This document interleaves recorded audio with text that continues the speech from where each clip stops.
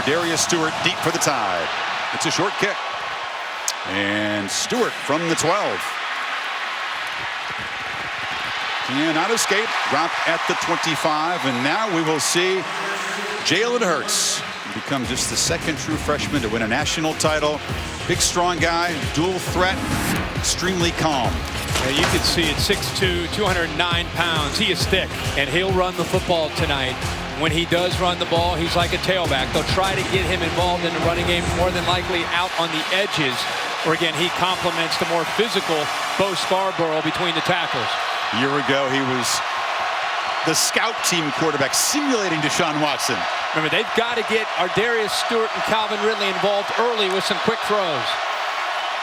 It's a pass batted down on the very first play as Christian Wilkins got into that throwing lane. See, the thing is, Brent Venables knows that they have a true freshman quarterback, and you talk to anybody, what are you going to do with a young quarterback in this kind of atmosphere?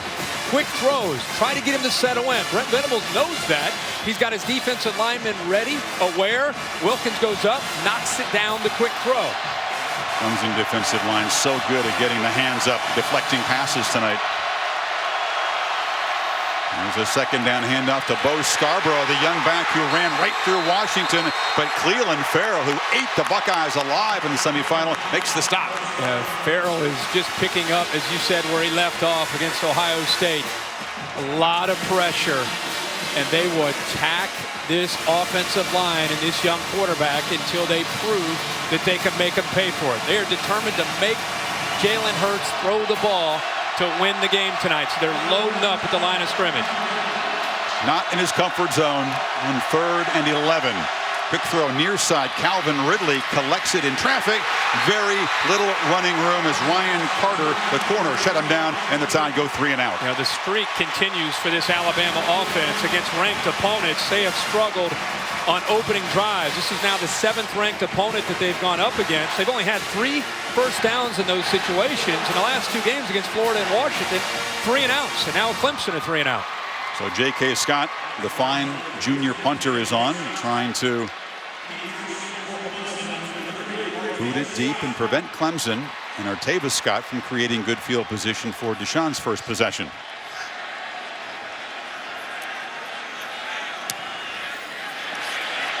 He drives Scott back to the 20. Bama coverage team swarms down there, and Artavis can't get away. So from the 22, here comes Deshaun Watson. He's a junior, but this should be the final game of his college career. At times, Kirk, he's put a lot of pressure on himself this season. Twice a Heisman finalist, runner-up in the game a year ago. Did he find that calm, almost flawless performance that he had last year? That's going to be the key. And the pass rush from the defensive line from Alabama. Clemson wants to be able to get Deshaun Watson settled and in that zone with his accuracy and his decision-making with their run-pass options. And unlike Bama, the Tigers have been very crisp and sharp early in games offensively in recent weeks. This is Wayne Gallman. They feed the workhorse running back, and he gets the edge. Physical runner knocked out at the 33. Good sign if they get Gallman going early. Wayne Gallman running with a little bit of an attitude. We know that Bama's coming in with an attitude after what Deshaun Watson did to him last year. But when Clemson gets first downs, that's when you really see the tempo crank up from Watson. Empty backfield on first down. Watson pressured and sacked. Flooding in there was big Deron Payne, the nose guard. And Payne is able to, this is the matchup, and this is what Clemson has got to be concerned with. Watch the hands and watch the quickness from Payne going right around Taylor Hearn. Remember, Payne is 320-pound defensive lineman. You get caught up with Jonathan Allen and Dalvin Tomlinson and Tim Williams and Ryan Anderson, Payne makes a big play here early. They have depth, but not as much as last year. You saw Payne being spelled on this 2nd and 14. Watson flips it inside in traffic. A shovel pass to the tight end, Jordan Leggett. A flag is down. These two defenses are flying around, and Deshaun Watson sitting down on the field still. Deshaun is a tough guy, and he's gotten stronger since last year to take shots. Personal foul, unnecessary roughness, defense number 10, 15-yard penalty, automatic, first down. Reuben Foster hit the quarterback, and that's the penalty. Yeah, remember we talked about how Alabama wants to send a message? Watch 10, Reuben Foster come in here late after the shovel pass right there with a club to the head. I mean, that's why Watson was staying down. They're trying to send a message to Deshaun Watson. It cost them 15 yards. Ball moved to midfield. Deshaun's pretty good at shaking off that kind of stuff. Still got the ball, delivers to Scott. Clemson receivers had an excellent night blocking on the edge against the Buckeyes, but is that a tougher chore against Alabama tonight? Absolutely.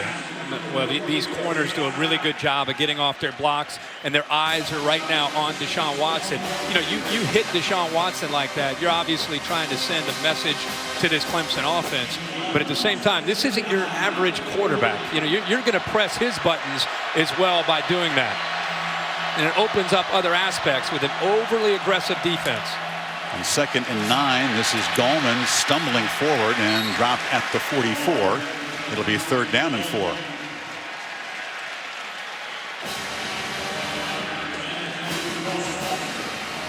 Tigers don't sub, so the Tide can't either on defense. Very efficient on 3rd down. 3rd and 4 with his ability to run gives him the option of both running and passing here, depending on what Alabama shows him.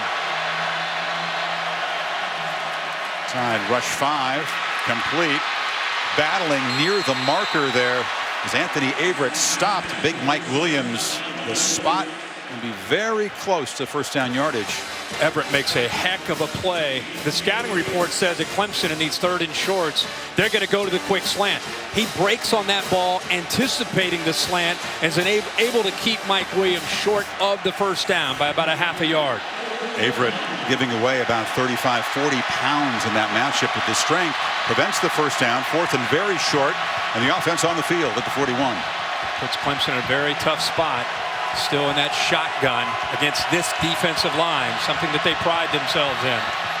Got to hurry. And the play clock was at 1. They've gone for it now 25 times this season, if in fact they do run a 4th down play. Pretty good success rate. Yeah. The defensive line's different than all those other attempts. Excellent point. We'll take a break. Alabama all season long. Need about a half yard from the 41. You guys are at timeout. Let's see what he's got cooked up.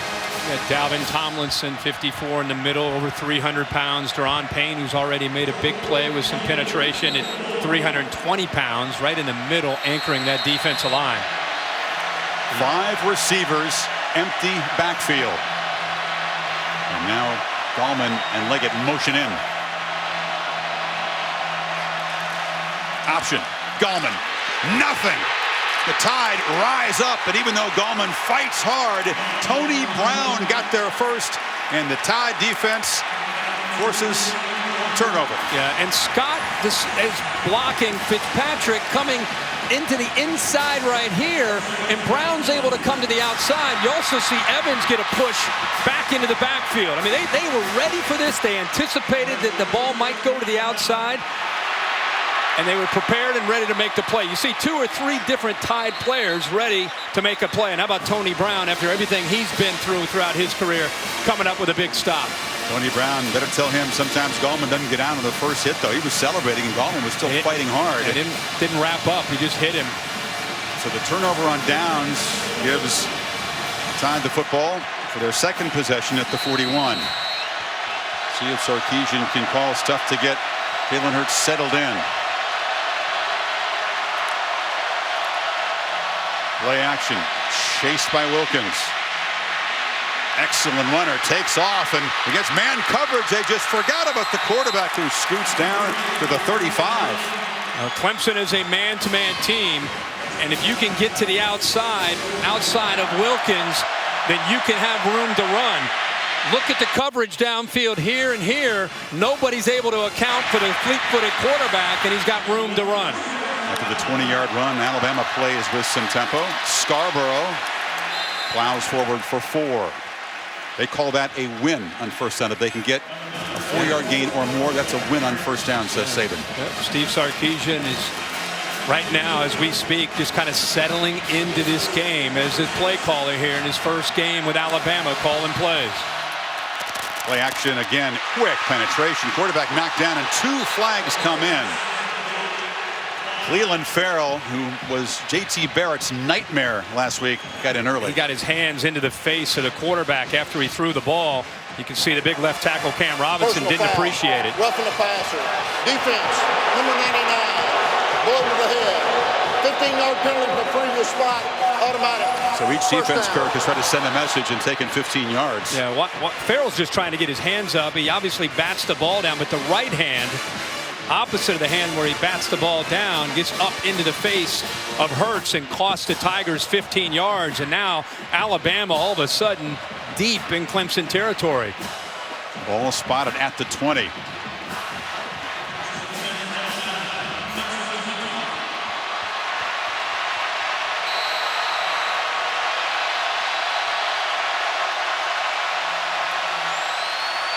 Flags come out. There were a couple men in motion when it was snapped, and this is not the CFL. No, this is part of, remember last week they struggled with some delay of games and a little bit of sloppiness in their execution. The tight end that time, O.J. Howard, wasn't able to get around and get set.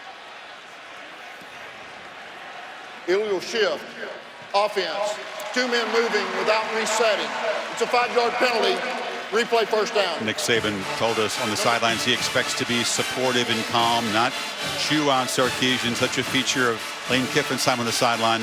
We looked at each other and said, we wonder if we believe him. How long will that last if things don't go well? I think it depends on the game. Quick huddle break here by Bama. They're going fast. On 1st and 15. Scarborough gets the edge. Bo Scarborough cuts it back, still rumbling all the way to the end zone. Touchdown, Bama.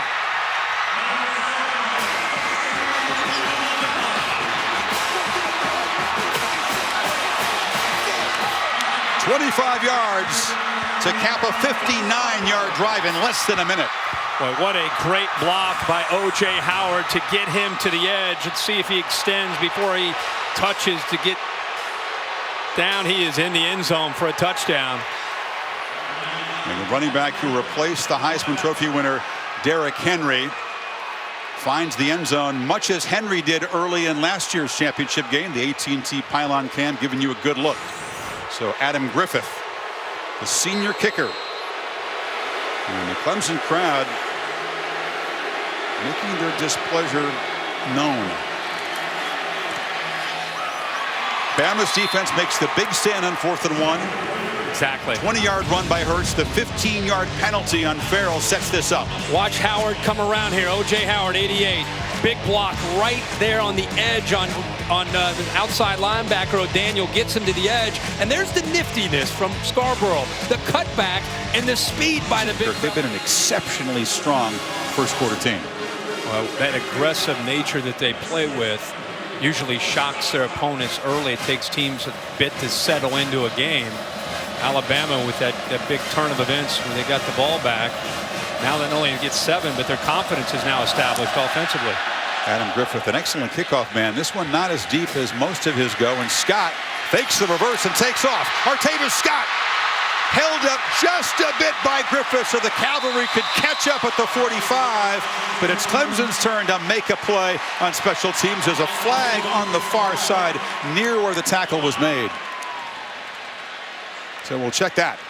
They faked the reverse, and Scott shows his acceleration. I don't know if he got a face mask or what it might be, but it was, as you said, Chris, it was really close to where they made the tackle. Here's Mike DeFee. Personal foul. Receiving team number 41 hitting a player out of the play. 15-yard penalty from the end of the run. First down. Uh-oh, well, that's Grant Radakovich, the son of the athletic director. Dan is on the playoff selection committee. And Dabo Sweeney hates that kind of needless mental error, as most coaches do. Yeah, all the way here on the left, right here. That's the number that they call. Maybe happens up here, just towards the end of the play is where, yeah, right here, boom, right there. You saw him come in and clip a guy at the end, unnecessary. And instead of having the ball at their own 40, they go all the way back inside their own 30-yard line. Costly penalty.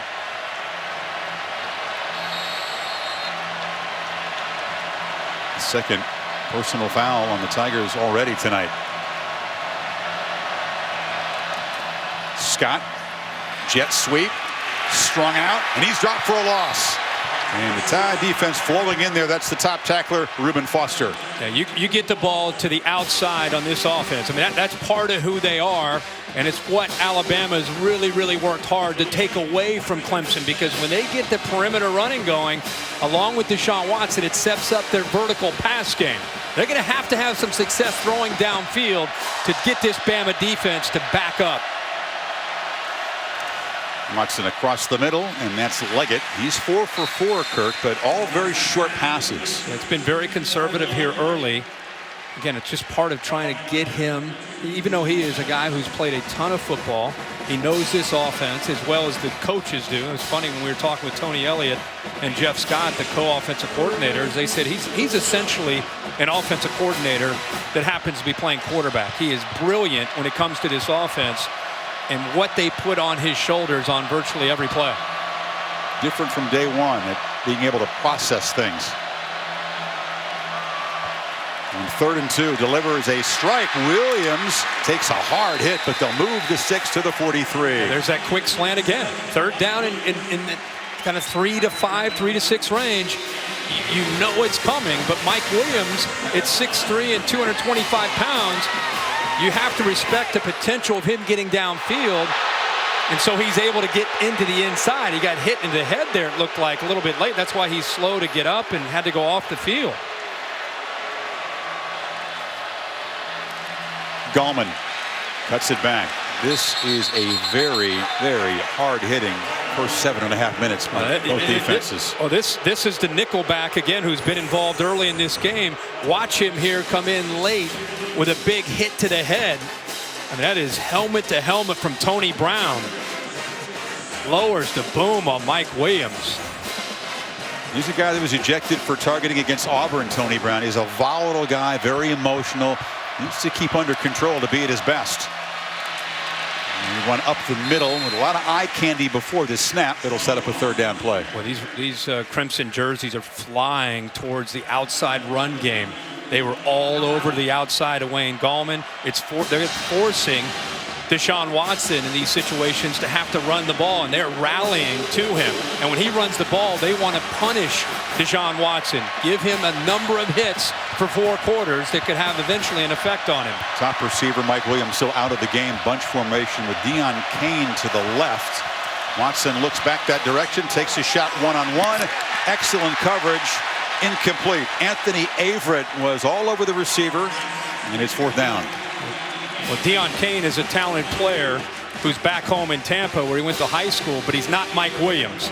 And that hit from Tony Brown keeps Mike Williams out. That's where normally Mike Williams would be, back into the boundary by himself, isolated, with an ability to go up and make a play. And Deion Kane, as a sophomore, isn't quite to that level.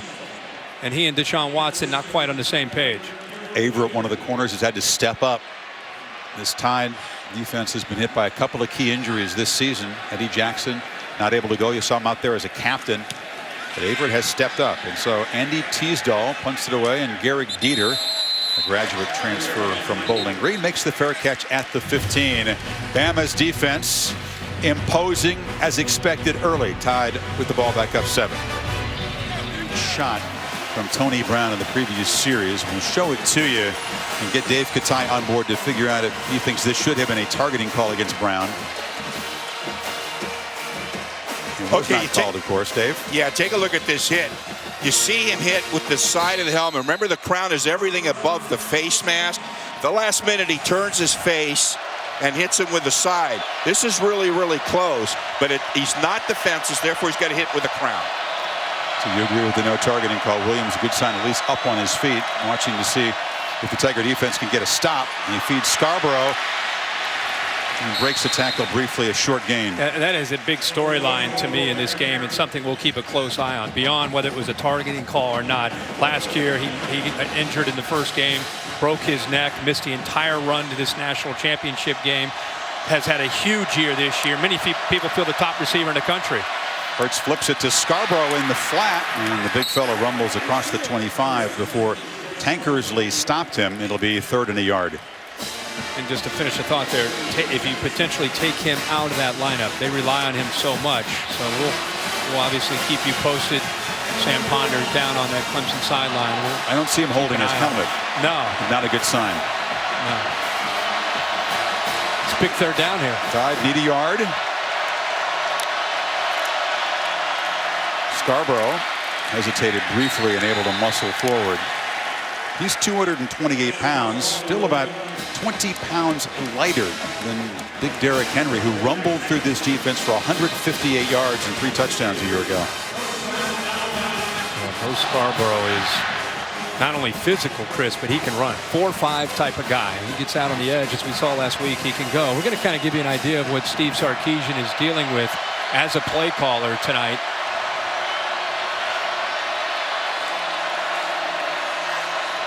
Two different tight ends come in motion. That's O.J. Howard. Play action. Hurts looks to throw back, and Scarborough slipped. Couldn't get back to the football.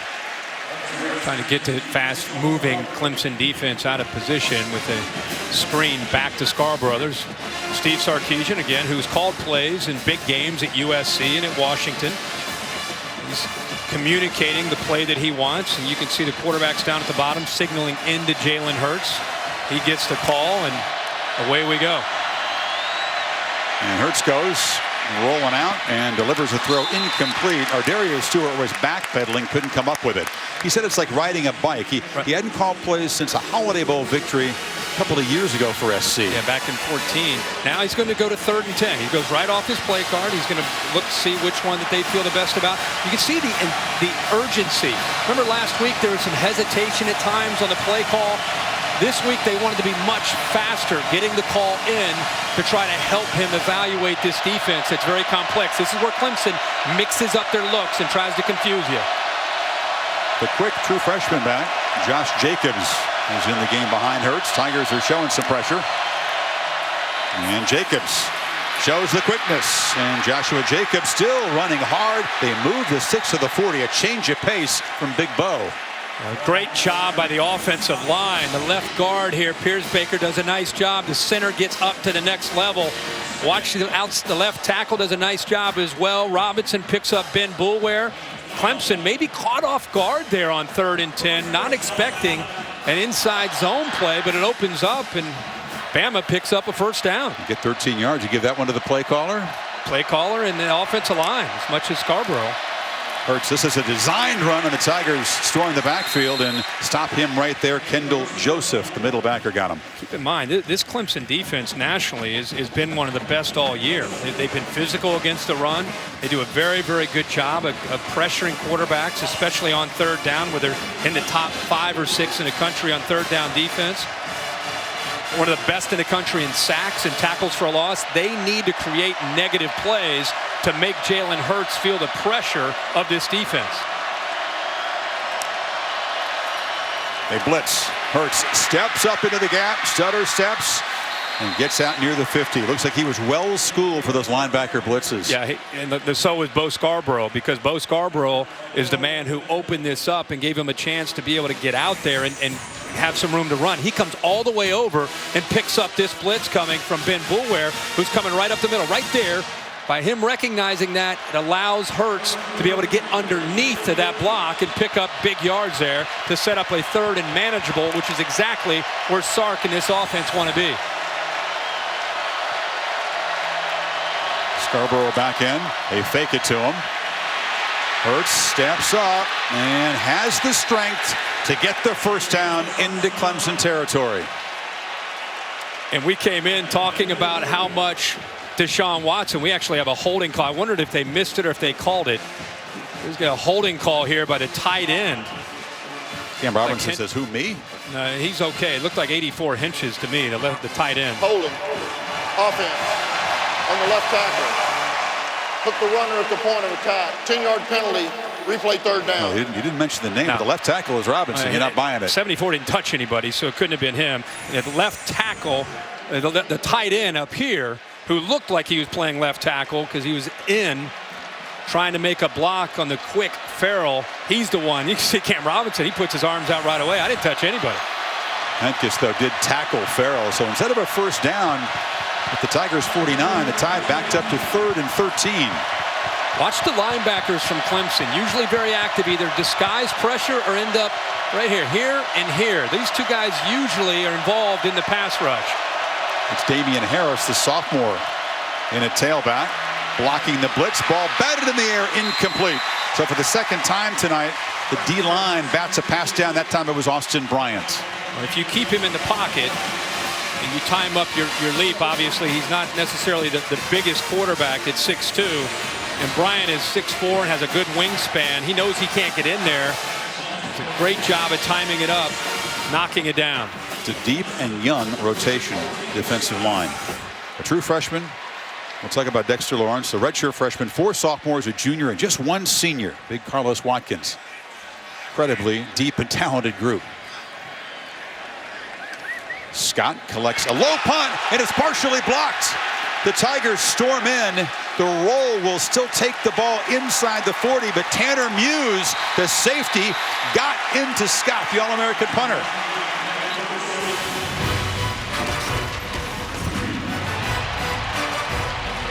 Good news for the Tigers. Mike Williams given the all clear from the athletic training staff. They asked him a few questions when he came off, but then really didn't receive any medical attention after that, despite the fact he's in some pain. You can see why there. He's taken some huge hits already early in this game, but ended up smiling at the end of that drive. He seems like he's good to go. And it's certainly good news. We'll see if he can become a factor in this game. Tigers take over at the 37 after the partially blocked punt by Muse. I was just about to say, this game is still kind of settling in. But Deshaun Watson in these first few series, even though he's 5 of 6 for 23 yards, conservative in their passing game, doesn't just feel like he's involved in the running game. Like to see him more involved in the running game to make Bama have to appreciate that part of the Clemson offense. Watson will take his first downfield shot. Looping throw for Kane, and the Tampa native cannot catch up to it. Again, Anthony Averett was in coverage. Again, missing Mike Williams there on the outside. And don't get me wrong, Deion Kane's a very, very talented player, but not the same as Mike Williams, who now is checked back into the lineup. Again, not only the size difference, but just the connection and the chemistry between Deshaun and Mike Williams back into that boundary where they put him when they're on the left hash, back in there by himself. Williams, a guy who's made 90 catches this year, 10 touchdown catches, a deadly weapon in the red zone, too. Quick slants had been there on 3rd down so far for Clemson early in this game. You need 5. Low snap. Watson has to battle for the ball in the scrum. Ryan Anderson's got it for Alabama. No whistle yet. The Tide have a takeaway. Deshaun Watson went back in for the ball in that scrum, and the ball ended up getting behind him, and Ryan Anderson reached down and just got it. He goes back in to be able to recover it, and it looked like he went in early enough to be able to get it, but watch the ball bounce behind him, and you can see Ryan Anderson just looks down and picks it up. Gallman didn't see it. He was seated on the ground near where the ball was rolling around, and Anderson, one of the toughest, orneriest customers who had that pick 6 against Washington, a takeaway. It's the 28th for this Alabama defense. And it sets the Tide up at the Clemson 35. Time for the Tigers defense to rise up and make a stand here. It's early. And now a false start from Robinson on the left side there. The fine All-American Outland Trophy winner with a mistake. Yeah, some movement from Clemson, just kind of shifting. And he appeared to be confused there. Moved. Offense, number 74. 5-yard penalty, first down. You said it, Kirk. It was a very poor snap by Jay Guillermo. The Tiger offense does not look at all comfortable so far. Most Alabama opponents don't, but you expect with Watson and his poise and all the weapons at their disposal on the success they had last year, I thought they'd have a faster start. 1st and 15. Scarborough hit and dropped for a loss. Storming in was Carlos Watkins, the old man of that group. Boy, that is outstanding. They actually slant their defensive line that way. They're moving this way. Watkins fights through, shoots a gap. And I'll tell you, he is quick at 305 pounds, able to get off of Curvin and into that backfield for a big loss. And 2nd and 17, Sarkisian wants some tempo, but Hurts' throw is too high for Calvin Ridley. You just talked about Clemson's defense needs to kind of step up and make some plays after that turnover. The biggest thing was the left tackle Robinson with a false start to move him back 5 yards. Next play, they get penetration for a tackle for a loss, drop a ball there. Now you've got Alabama obviously in these second and third and long situations with the freshman quarterback who has not been very consistent as a passer all year. You know, and he's only 2 for 7 so far tonight for 10 yards with 2 passes batted down. Tigers showing a whole lot of pressure. They bring the house, and Hurts chased, retreats, and just fires to the bench. Never had a chance. That was a great call by Brent Venables to come after a quarterback with speed, with Van Smith. They bring the linebackers, they're bringing pressure, and Van Smith ends up chasing him down. When you bring the linebackers, maybe they get picked up, but you can't account for the safety. You see the speed of the safety, able to chase him down, force that errant pass, and get this 4th down play. After the takeaway, they go backwards, and now Scott, who was very slow in his get-off. It took 2.3 seconds last time when Muse got in there and got a piece of it. He'll try to knock it dead. Very good at hitting these sky-high punts and letting the Tide coverage team run under it. And that's what he does. And that is absolutely flawless execution. After the block the last time, you couldn't draw it up better than that. And like you said, how many times was Washington starting drives last week in the Peach Bowl inside their own 10-yard line? Levi Wallace was the man down there who stopped it, but credit the punter. That's a sand wedge. It's hit at the 1 and just stopped. Yeah, that is beautiful, and it's all about the football in college football. AT&T pylon cam. They were well blocked. They'd like to get down there and catch that ball. Tigers did a good job, but that somewhat fortunate bounce backs up Deshaun to the inside the 1-yard line. Mike Williams is in the game, off to the right, matched up against Marlon Humphrey. Clemson running game really hasn't been there. The ball was down short of the goal line. That plays under further review. Tom Robinson of this Big 12 crew is the replay official. He'll take a peek. And it just matters where the ball is, not the player, and it just has to touch the front of that white line to be a touchback. But I think Wallace got it just in the nick of time. Yeah, you can see his feet touch and go into the end zone. Doesn't matter. But it doesn't matter. Again, in college football, it's where the ball is, and as long as it doesn't break the plane, then he's allowed to see his feet into the end zone. It's the very front of the white line, but I think he just secured it. The upper angle showed a little bit better. But you can see the importance of this play. They want to review it because there's a big difference from the half-yard line to the 20. After review, the ruling on the field is confirmed. Short of the goal line, 1st down. How adventurous can you be against a defense this good that's already had a 4th down stop and a takeaway if you're Tony Elliott and Jeff Scott? And remember, this Alabama defense is not only has the ability to create the turnovers, as we saw again reminded last week, how they look to score. This is where they want to get you, try to pressure you into a mistake. But this one's against Deshaun Watson. To me, the best quarterback in college football, best decision maker at this position in college football. Gallman, you just hold your breath when you're handed the ball in the end zone against this defense. He had to make a quick move to escape. Deshaun Watson a week ago against Ohio State, he had a spring in his step. You know, he looked like he had an ability at any moment to pull the ball and pick up 10 or 12 or 15 yards. Off to a little bit of a sluggish start tonight when he has the ball in his hands. A lot of smiles, a very relaxed attitude in that game. I haven't seen that so far tonight. Pressure off the edge. Gallman, a flag is down as he spins for a short gain. Ryan Anderson looked like he got a head start there on his blitz from the outside.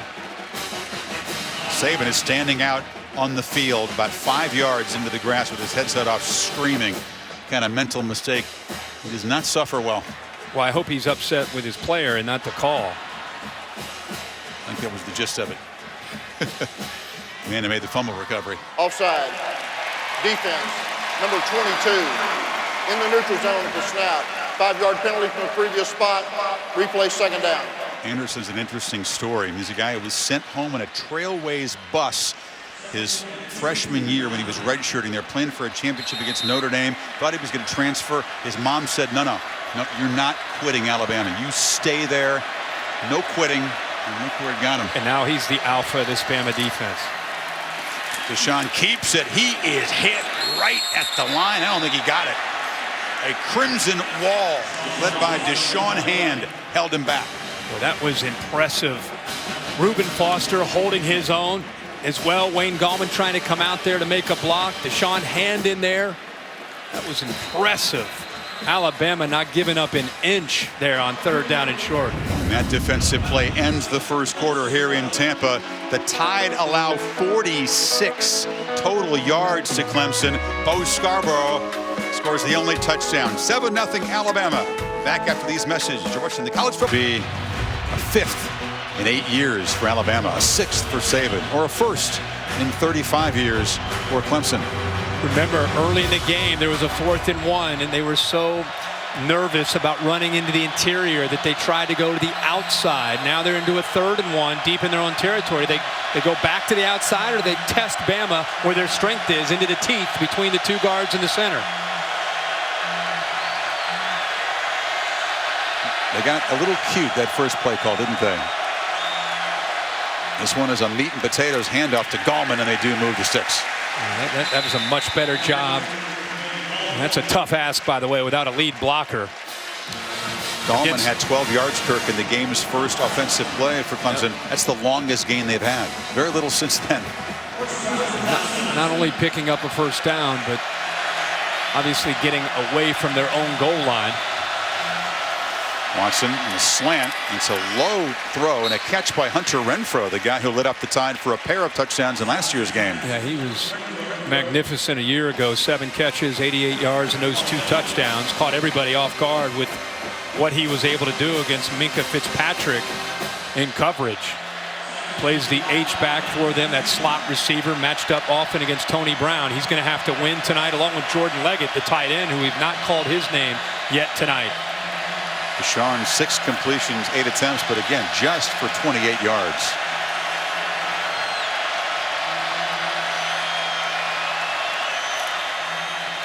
Jet sweep again. Gallman takes a handoff, and that works for a 1st down. You get the outside running game going, and you pick up a 1st down, and that's right into the wheelhouse of what Clemson wants to do. Mix in a little bit of run game from Deshaun Watson with that. Then your play action passing game. It all fits together for the Clemson offense. Deshaun runs into heavy traffic and he's dropped. Clemson this year, when they want a big play, they've had to go to the passing game. Very few chunk plays running the ball. Watch here how hesitant he is about pulling out to run the ball. No, he's going to wait because it's a draw and you want to let it clear, but he doesn't have that same eagerness to want to run the football right now into that front 4. Remember, all we've heard, I feel like a little bit here early, a little rattled. All we've heard about for the last 8 or 9 days is that defensive line against Deshaun Watson. Deshaun keeps it, picks his way for a short gain. If you're going to hesitate, the offensive lineman got to hold their blocks for a long time. Not easy. Makes it a lot tougher to do. Violent hands, that's what they kept talking about Alabama's defensive front. What does that mean? Well, violent hands mean they're strong. They're able to extend themselves in the type of defense. They play a 2-gap defense. They can extend themselves away from the offensive lineman, peek into that backfield. Meanwhile, the linebackers are attacking downhill into the backfield. So those counters and quarterback draws are tough. They crowd the line on 3rd and 8. What they saw, the reason he hesitates, he looks over, man-to-man coverage from Alabama. Now they back out of it. Got to hurry. And they call a timeout. They tried to outthink the defense there, but it was going to be a delay of game. And a good job by Jeremy Pruitt. He recognized that Clemson was going to go to a check. So that Alabama defense is trained to look over. Jeremy Pruitt makes the check with them. Gets out of the area is the old sod. Freshly painted. And the first outdoor championship game in this playoff era. 3rd and 9 for Clemson. And there is Williams, still looking to get involved after that big shot knocked him out earlier briefly in the first quarter.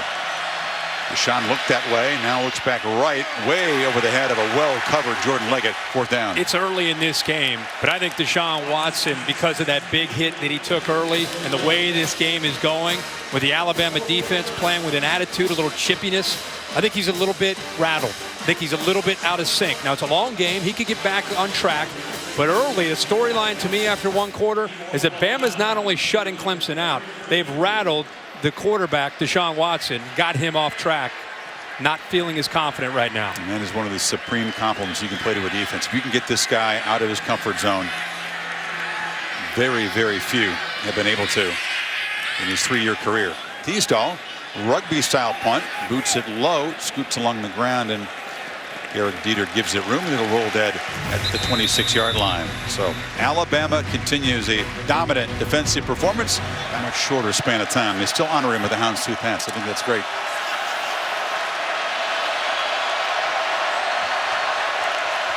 Darius Stewart comes in motion. Wide receiver takes the handoff and is free. Out near midfield, a very strong and ornery player. Ball came loose late, out of bounds. Van Smith forced him, but it's a 1st down in Tigers territory. He's going to come to the left and watch how he stretches it and then cuts back. Picks up a couple great blocks on the outside by Forrestall and O.J. Howard. But by getting wide and then finding that seam and getting upfield with acceleration is nice. He got 25 yards, and now Scarborough picks his way for a middle game. You see a little rhythm and a pattern to the way Sark is calling these plays, taking a lot of the pressure off of Jalen Hurts. So far, 2 of 8 passing games, not been much of a factor for Bama. Running wide, back into the middle with Scarborough. There's a far side throw to Ridley. Gets a block from Stewart, and Ridley scoots free. Just a shoestring tackle at the 38 by Jadar Johnson. It's a 1st down. And there's just a run pass option. He recognized a blitz there from Dorian O'Daniel, the outside linebacker. He had 2-on-2 to the outside. Just pulled the ball away from the run game. Decides to throw it to the outside. Picks up big yards. Ridley's already caught more passes tonight than he did in the win over Washington. Had just 1 catch in the semifinal. Fire to him again, far side. That time old Ben Boulware is waiting for him, and they knock him down for a very short gain. Interesting formation with 3 receivers into the boundary, including the tight end. Was O.J. Howard is lined up that way too, trying to just get Clemson maybe a man short into the boundary, but Ben Boulware and the rest of the Clemson defense in position to hold him to a short gain.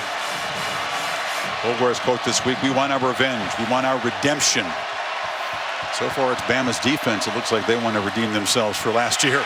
Scarborough breaks free. Bo Scarborough in the clear and in the end zone again.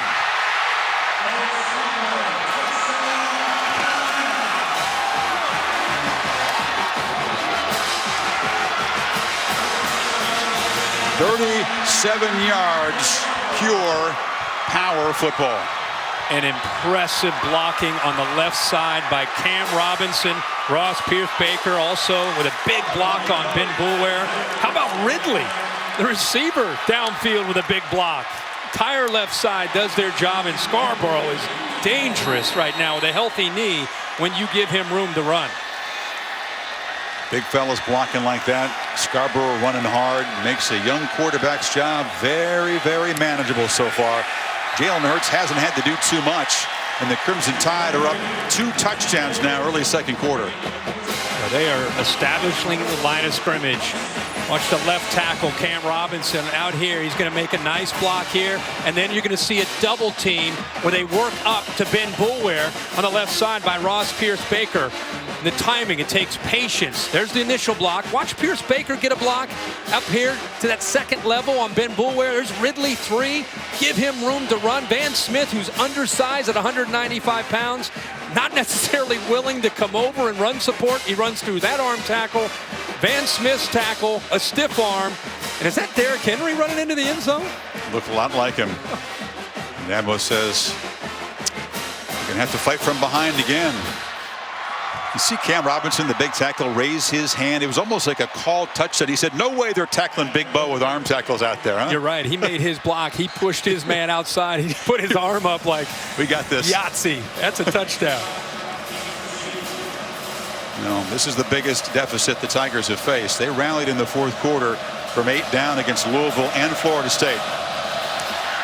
But Bama throwing some haymakers early on here. Scott from the 2.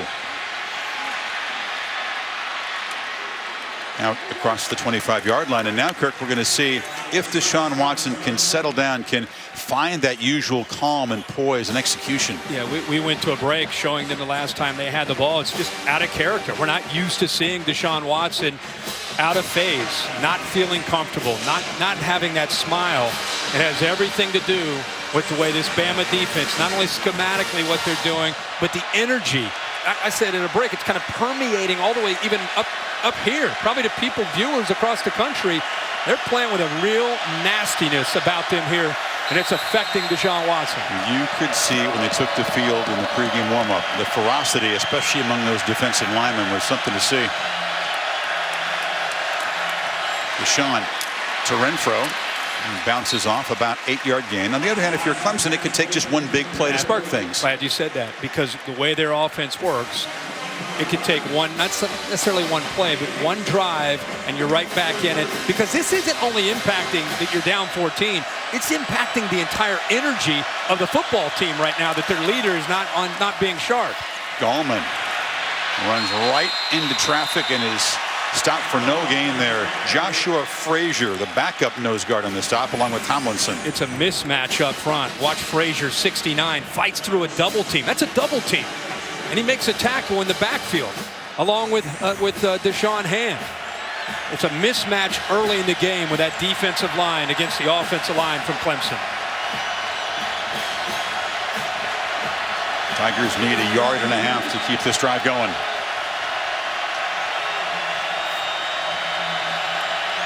Watson immediately pressured, fires low, and Renfro went down. No signal. Even if he caught it, it's not a first down.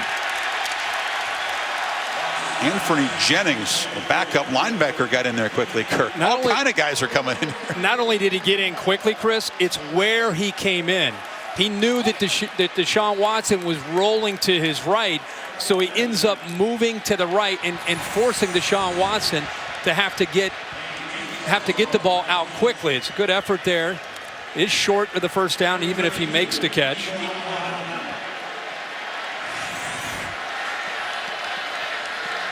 Teasdall and Dieter, who's taken over his punt return duties, the full-time guy. Very reliable, steady dude. Just back there, makes the fair catch at the 35-yard line. And Clemson down 2 touchdowns. Needs their defense to create the Taco Bell student section. Tonight they're picking up the tab for 1,000 students from each school at the championship game, so these fans can root on their teams. A little grim for the folks in orange and blue so far.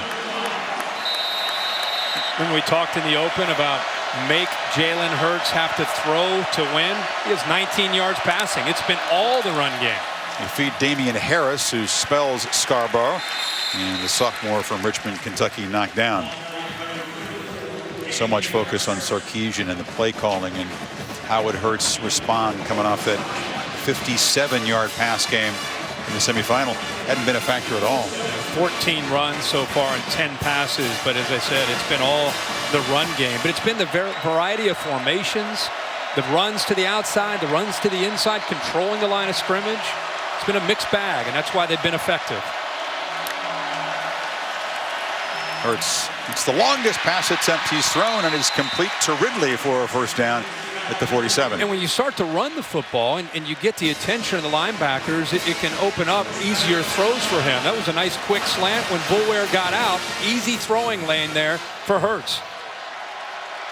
And the Tide trying to apply some pressure with tempo. Here's the first down carry for Harris. He's slammed immediately for a 1-yard gain. I mean, this offense, at this point, they're not even thinking about throwing the ball down 15 yards, 20 yards downfield. Brent Venables has got to be thinking to himself, he has a really talented, athletic, aggressive defense. He's got to be thinking, attack the line of scrimmage, shoot the gaps. I mean, they're number 2 in the country in tackles for a loss, and they're not able to get into that backfield. They look to their left to get the signal from Venables on this play. Hurts rolls out, thought about a downfield shot. Stewart was really well covered. He flips it short, incomplete on the sideline, intended for Dieter. And that's kind of the complement to their outside run game is the bootleg. You get Jalen Hurts, who's very athletic. You run the ball. Occasionally you're booting him just to kind of make that defense aware that he can come out the other way. And you have to respect that part of the attack. But here's a 3rd down and long.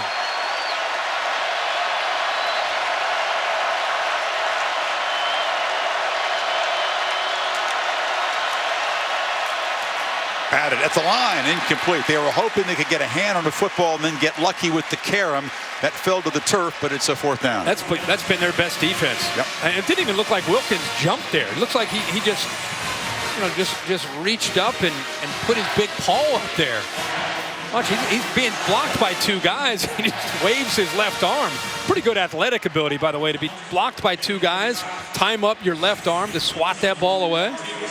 Prevented what would have been a 1st down completion because Dieter was open on the slant there. Sure was. Instead, they forced the punt.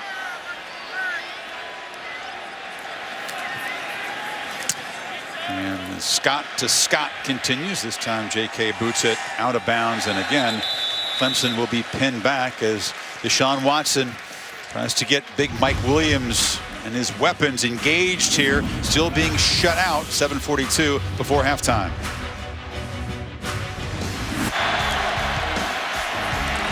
This is what we've seen so far. It started with a big hit from this Alabama defense. They have gotten to Deshaun Watson the entire game, kind of rattled him, in my opinion. He's hesitant to run the ball. It's a combination of not feeling confident and Bama being determined to stop him from running and being much faster this year in their front 4 than where they were a year ago, where he ran for 73 yards. He threw for over 405 yards with 4 touchdown passes. This is Gallman on the edge. Just one Clemson play of 10+ yards. Tom, what's the message being delivered on the Bama sidelines? Chris, after that last defensive series, Jonathan Allen, one of the leaders, gathering those on the front around him along with Dalvin Tomlinson, saying pressure and aggression, pressure and aggression. What did I tell you all night long? No let up on number 4. That's been the successful recipe so far, Chris. Tom, thank you. Allen out at the moment as Watson flips it high and Deon Cain's free. Cain with great speed to midfield. And the Tampa native makes Clemson's first big play of the night down inside the Tide 40. They got the linebacker Foster out. Opens up some movement and ability to get out into the open field by Deon Cain, but it was blitzing linebackers. Evans got blitzed, was out of the way. Reuben Foster goes in motion. Wayne Gallman opens up a big gain. And now Watson loops it for Cain downfield again. A one-on-one battle. No flag. Sweeney incredulous at the non-call. Averett in coverage again. Dabo Sweeney fired up. Deshaun Watson does a really good job of putting the ball up in the air. I think Alabama's saying maybe it's offensive pass interference. Cain, as he was falling, did appear to put the arm around Averett, perhaps preventing an interception. I don't see. Both these guys are kind of jostling for position. It's a good no call, in my opinion, from the officials. Watson, slant, incomplete. Meanwhile, Deon Cain, the journey back from the embarrassment, Kirk, of being sent home from the playoff a year ago. And I asked Dabo, who do you want to have a big night? Who would you feel great for among the so many guys? He said number 8, because of what he's been through. Made it very, very tough on him to earn his way back in the team. Yeah, suspended right before the Oklahoma game in that semifinal. Missed a game there in Miami.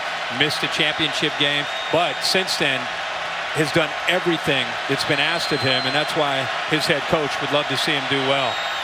5-receiver look on 3rd and 10. Tide rush 4. Watson has time. Delivers over the middle. Leggett. And Jordan Leggett with a catch down inside the 15. And now Deshaun starting to look more like himself. Well, when Alabama goes to the safety look where they have their safeties going deep, you got to be able to split them. And that's exactly what you see from Deshaun Watson, throwing right over the top of Reuben Foster. A 26-yard gain. You fake it to Gallman. This is Williams. Spins free. And Williams shows his physical nature down inside the 10. Not only physical nature, but toughness and willingness. after that spin, he spins right back into the middle of that defense after the hit that he suffered with Tony Brown, who kind of lit him up. He's been working his way back into the lineup to try to be a factor. And by the way, in the red zone, that's where 7 can really be a go-to guy because of his size. And this red zone appearance down 14 feels enormous for the Tigers. Ray McLeod comes in motion. Watson bobbled the snap. It gets the edge and scores.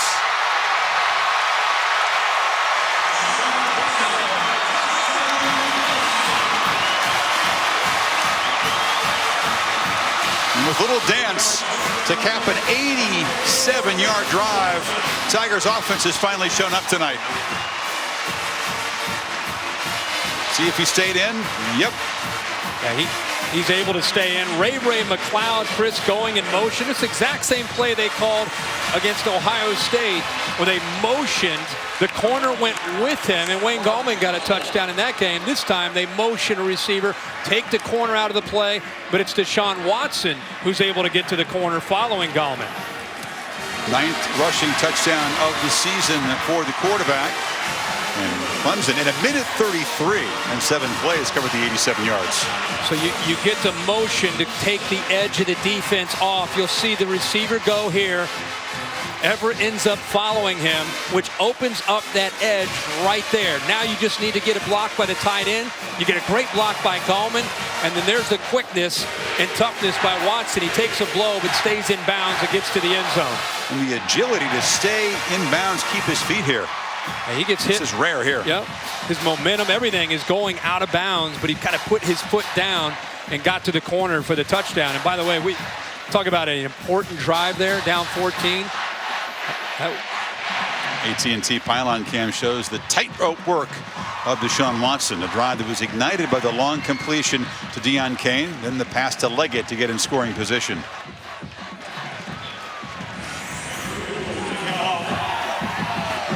So you have the screen to try to slow down the speed and the blitzing nature and the aggressiveness of Alabama where they hit Kane.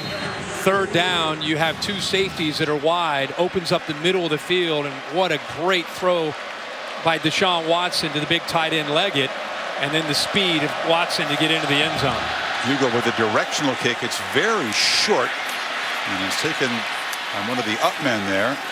And it's Hentis, the tight end, who muscles out of bounds. So an interesting tactic from the kickoff team. They don't try to boot it deep. Well, Saturday on ESPN, an ACC College Hoops Classic between Duke and Louisville, number 7 against number 14. Saturday, 12 noon Eastern time. Also on the Watch ESPN app. Big 3 for the Cavs. They're going to make another run this year, Chris? I know you hope they do. Well, I'd love to see LeBron make a run. Does LeBron recover from Ohio State's shutout loss in the semifinal? I'm sure he's still recovering. Clemson fans on their feet and making some noise now. The energy has completely changed in this place. Hurts still got it. Excellent fake. I think the Tigers thought that Scarborough had the ball. It's a great read. It's his own read. He's reading Christian Wilkins, who obviously collapses down. And when he collapses down, he's going to pull it out. And he blows up Scarborough. And inside also is Farrell. A nice job of keeping the edge for the Clemson defense. Hurts has run it for 30 yards, which puts him over 900 yards on the season. Now looks to throw to Ridley, far side. Ridley escapes. And knocked down at the 45-yard line by Johnson. Throwing in rhythm. Nice job with soft coverage to his left. He sees it before the snap. Throws in rhythm and timing to the fleet-footed Calvin Ridley. Just like that, across the 50. Scarborough picks his way. Think about Hurts' rushing yards, Kirk. He has more rushing yards this season as a true freshman than all of Nick Saban's previous quarterbacks at Alabama combined. Think about embracing a different style of offense. Think about that. Yeah, at 4 100-yard rushing games coming into tonight. This is Ridley who dropped it. Got to pick it up there. Incomplete pass. Keep in mind, you got to be careful when those are behind the line of scrimmage. You're watching him. If you're not familiar with Jalen Hurts, remember, this kid's a true freshman. He's 18 years old, out here playing in the national championship, up 14-7 against Clemson. We've seen what, one true freshman quarterback ever do that. Jamel Holloway. Jamel Holloway back in Oklahoma. He's a little bit younger than Jamel is at the time Holloway won the championship. He's only turned 18 in August. They need 5 on this third down.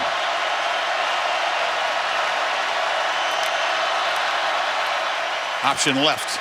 Ben Boulware sniffed it out. He signaled to teammates before the snap, and his buddy Kendall Joseph made the tackle.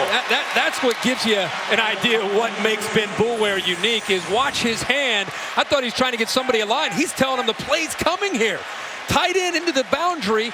They're running the ball this way. Everybody come this way. And Dabo Swinney excited to see that defense come up with a big stop. But great recognition from the leader for the Clemson defense, Ben Boulware. And they snuff out the Bama drive. 4.5 to play before halftime as Scott tries to pin the Tigers deep here again. Booming punt. But this one is going to sail into the end zone. So a touchback.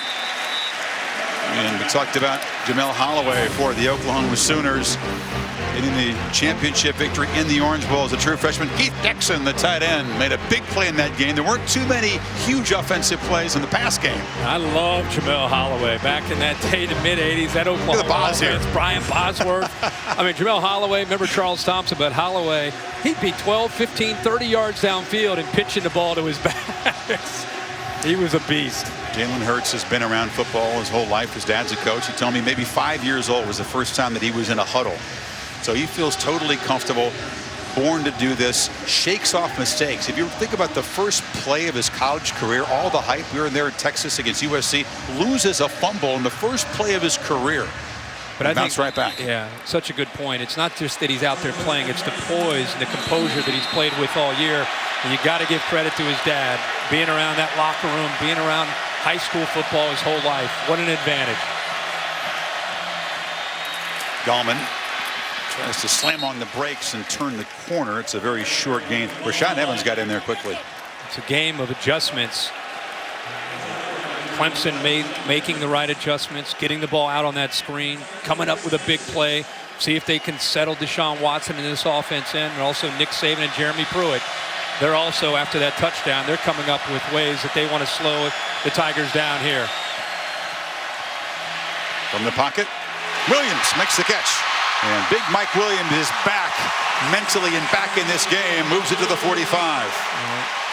Well, that is a great job of recognizing their defensive back, Anthony Everett. Watch him fall down in coverage.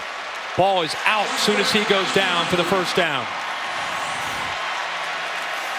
Here comes the tempo and a first down carry for Gallman. Amazing how the energy changed when that long completion to Kane got the Tigers offense going. They had been pinned back deep. And we were kind of waiting for that. I mean, the crowd was quiet. The sidelines from Clemson was just kind of sitting there like deer in the headlights. They needed something, whether it was the defense creating a turnover, Deshaun Watson coming up with a drive. They got the drive, and it does. It feels different in this stadium, in this atmosphere, and on that Clemson sideline now. 2nd and 9. Immediate pressure. Watson is hammered and fires high and incomplete. Ryan Anderson knocked him down, and Deshaun a little slow to get up. They really came after him. The blitz up the middle from Foster, but it's the pressure right here. Watch how quick Ryan Anderson collapses the pocket on that right side. And that is quickness and power from Ryan Anderson. Ooh, you can hear the pop when hitting the quarterback that time. Anderson brings 253 pounds to bear. Again, it's third down. They need 9. Watson from the pocket. No one to throw to, and he'll be sacked by Reuben Foster. And the Tide defense rises up to snuff out this momentum. They're rushing with 4. They contain him. How long did we talk about keeping him in the pocket? Don't let him get out. Don't give him scrambling lanes. They contain him, and eventually the linebacker, the leader, Foster, comes up with a sack. But a great job by the entire defensive line, not letting him on third down step up and get away. 2nd sack for the Bama defense. So good at creating havoc in those negative plays, and a promising drive snuffed out, and now Teasdall boots it right along the ground. Dieter fields it nicely on one hop like a shortstop and is knocked out near the 40. Aerial coverage provided by DirecTV. If you call yourself a sports fan, you got to get DirecTV. 9-yard return after a 33-yard punt. And Reuben Foster, we're told, is inside the athletic trainer's tent where they do examinations after making the sack on that last play. And I think it was maybe a play or two earlier where he came up, got up a little bit slow. We'll have to keep an eye on him. He is such a big part of their defense and the leadership there. I think it was on the sack from Ryan Anderson where he ran into Reuben Foster. That happens a lot. These guys are so violent on defense, they sometimes hurt each other when they collide. Scarborough, short gain. It was the SEC championship game against Florida. There were 3 Alabama players down on the field on one play because it all knocked into each other. Yeah, it's exactly right. This is where Williams comes in. Foster comes up in the middle on the blitz. 22 actually right there hits him. He's slow to get up. Still made the play after that, though, in the sack. On 2nd and 8, Scarborough. Very left-handed running team. The Tide like to go behind big Cam Robinson on that side. You can see Cam Robinson and Ben Boulware kind of have their own matchup going right now. Both kind of emotional leaders for each of their teams. Cam Robinson, a junior, 6'6", 310 pounds. Weight down this year, having a big year for Bama. And Ben Boulware, as we've seen all year for the Tigers, he's kind of the emotional spark plug for this Clemson defense. He is indeed, and something of a lightning rod. Minute 23 until halftime. Tide needs 6. Pistol formation. Again, they run it on 3rd and long. This time, stopped in the backfield by Carlos Watkins and Boulware. 4th down. You know, this play, this is Brent Venables just recognizing a formation. Look how far out the formation is, so it basically becomes a box play. As a defense, you know with those formations, there's no way they're going to run routes from way out there, so you know that they're going to run the ball. Clemson locked in there to take away the threat, whether it's quarterback run or they hand it off to Bo Scarborough. Once again, the best team at tackles for loss. They have been for the last 5 years, and you know, Boulware, such an emotional guy. He made some comments about the clutching and grabbing of opponents when it was caught on camera that, you know, Christian Wilkins had grabbed a vulnerable area of Curtis Samuel in the semifinal. And Boulware kind of blew up the story by saying, we do it all the time. It's part of our culture. The coaches did not enjoy that comment. They don't want the defense to be known for that kind of naughty stuff. No, they don't want their program to be known for that. I think he got a little bit carried away with his comments, and he was talked to by the coaches. By the way, the last couple series, Clemson's defensive line, linebackers, much better job of playing with more an aggressive mindset and getting off of blocks. Already the 6th punt, a busy first half for J.K. Scott, or Tavis Scott, and his 21. Clemson had to spend timeouts. They'll have none to work with a minute 12 to go before halftime. Scott again methodical, but he gets a boomer. Artavis Scott retreats and makes a fair catch at the 4. Kind of lost track of where he was. Yeah, and that decision ultimately will probably affect how Clemson ends up attacking with this minute 4 to go in the first half. And the Buick halftime report with Reese Davis, Desmond Howard, and David Pollock is coming up, and I think you're spot on. You saw Dabo Swinney's reaction, said, well, forget about it. If the ball goes into the end zone, you're at the 20-yard line, even without any timeouts, you're going to probably try to at least get into field goal range. Now, you go back inside your 5-yard line, you don't have any timeouts. By the way, Bama has, all 3 of their timeouts. Yeah, it's true. They're going to try to stop you here and try to see if they can force a punt. Conversation between Swinney and his punt returner, a veteran, about the decision right there. So let's see if the Tide do begin to spend timeouts, try to get one more look at it. From the end zone, Deshaun throws a slant. That was a dangerous little route there. It was incomplete as he tried to get the ball in heavy traffic. A dangerous throw, but If you're an Alabama fan, you don't even have to use one of your timeouts. The clock stops. 4 seconds taken off the clock there by Clemson's offense. You expect to run this time? You would think so, yeah. They've got to get Alabama to use some timeouts. Watson hands it off inside. A stutter step from Gallman. He'll be knocked down at the 9 and a timeout spent. Yeah, Alabama's thinking now, get a stop here on 3rd down and get the ball back in very, very favorable field position. Maybe have a shot at a field goal themselves. Well, Nick Saban so intent to make changes, Kirk, to his defense based on what happened against the Tigers a year ago. And the Bama defenders so intent to come back. And even though they won the title a year ago, you'd think they'd lost the game. Their attitude about getting another crack at Watson and the Tigers. I mean, when we met with Ryan Anderson yesterday, I would have sworn that they lost the game. But that's how they felt. I mean, they're not used to giving up over 40 points and over 400 yards passing to a quarterback. And I think it became very personal. I think they were more excited to get a chance to play Deshaun Watson and Clemson than Clemson was to get back to the national championship, because they wanted that one-on-one battle against the Clemson offense out of respect more than anything because of what they were able to do last year. It's a big 3rd down here. And the Tide defenders urging their fans who are right behind the Clemson offense to make it tough on Watson here.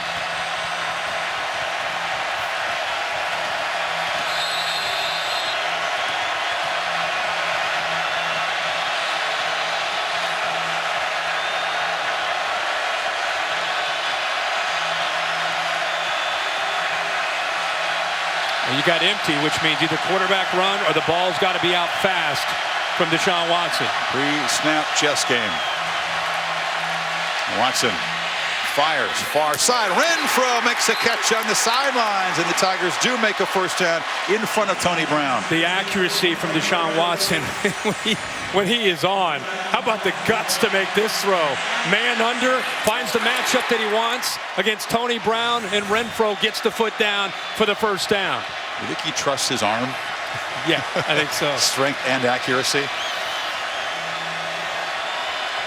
Now let's see how adventurous they'll get. They do have a 1st down, still no timeouts, and a long way to go to get in field goal range. Watson from the pocket across the middle, batted up in the air and nearly intercepted. Got to be so careful.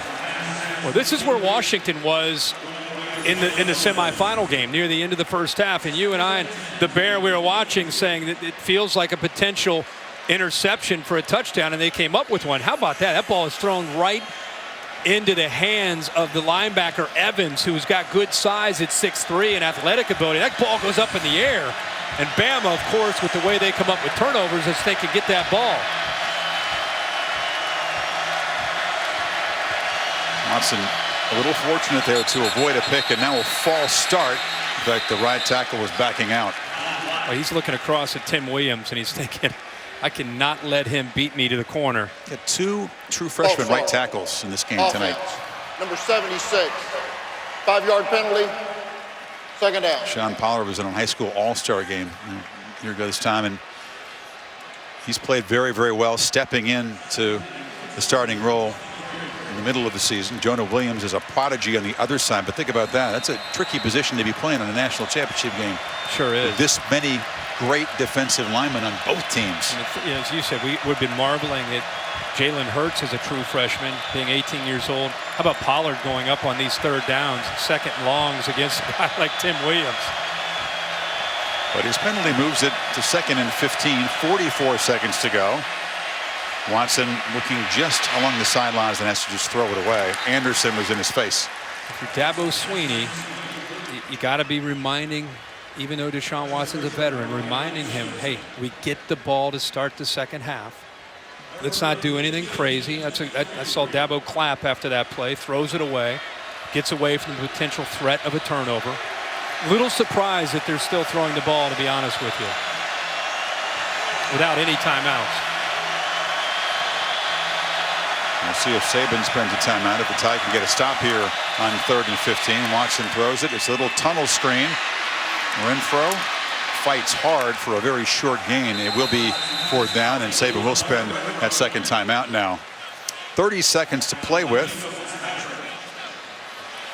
We talked about the shot that Watson took early in the game. Boom, 15-yard penalty there. Set the tone. I think they were willing to give up the 15 yards to kind of set the tone defensively. And Bo Scarborough, after the big semifinal game, has gotten out for a couple touchdowns, averaging 6 yards a carry here tonight. And that's what Clemson needed to get back into this game and come up with a touchdown to get it to a 7-point game. And Alabama defense not that impressed. They're still going to come after number 4, as Tom Rinaldi reported. He heard Jonathan Allen saying all day, all game, we're coming after Deshaun Watson. Deshaun with the 1 rushing touchdown, 153 yards passing, and just 1 net rushing yard when you factor in the sacks. Teasdale, very low kick, just scoots along the ground. It's effective though, because it's away from Garrett Dieter, and it chews up a few more seconds as it finally rolls dead at the 31. Just 19 to go before halftime. The great thing about a punt like that is it just keeps rolling and rolling, and that clock keeps ticking and ticking. He's not normally an exclusive rugby punter, but they figured it would be a very effective tactic in this game. It's certainly difficult on the returner.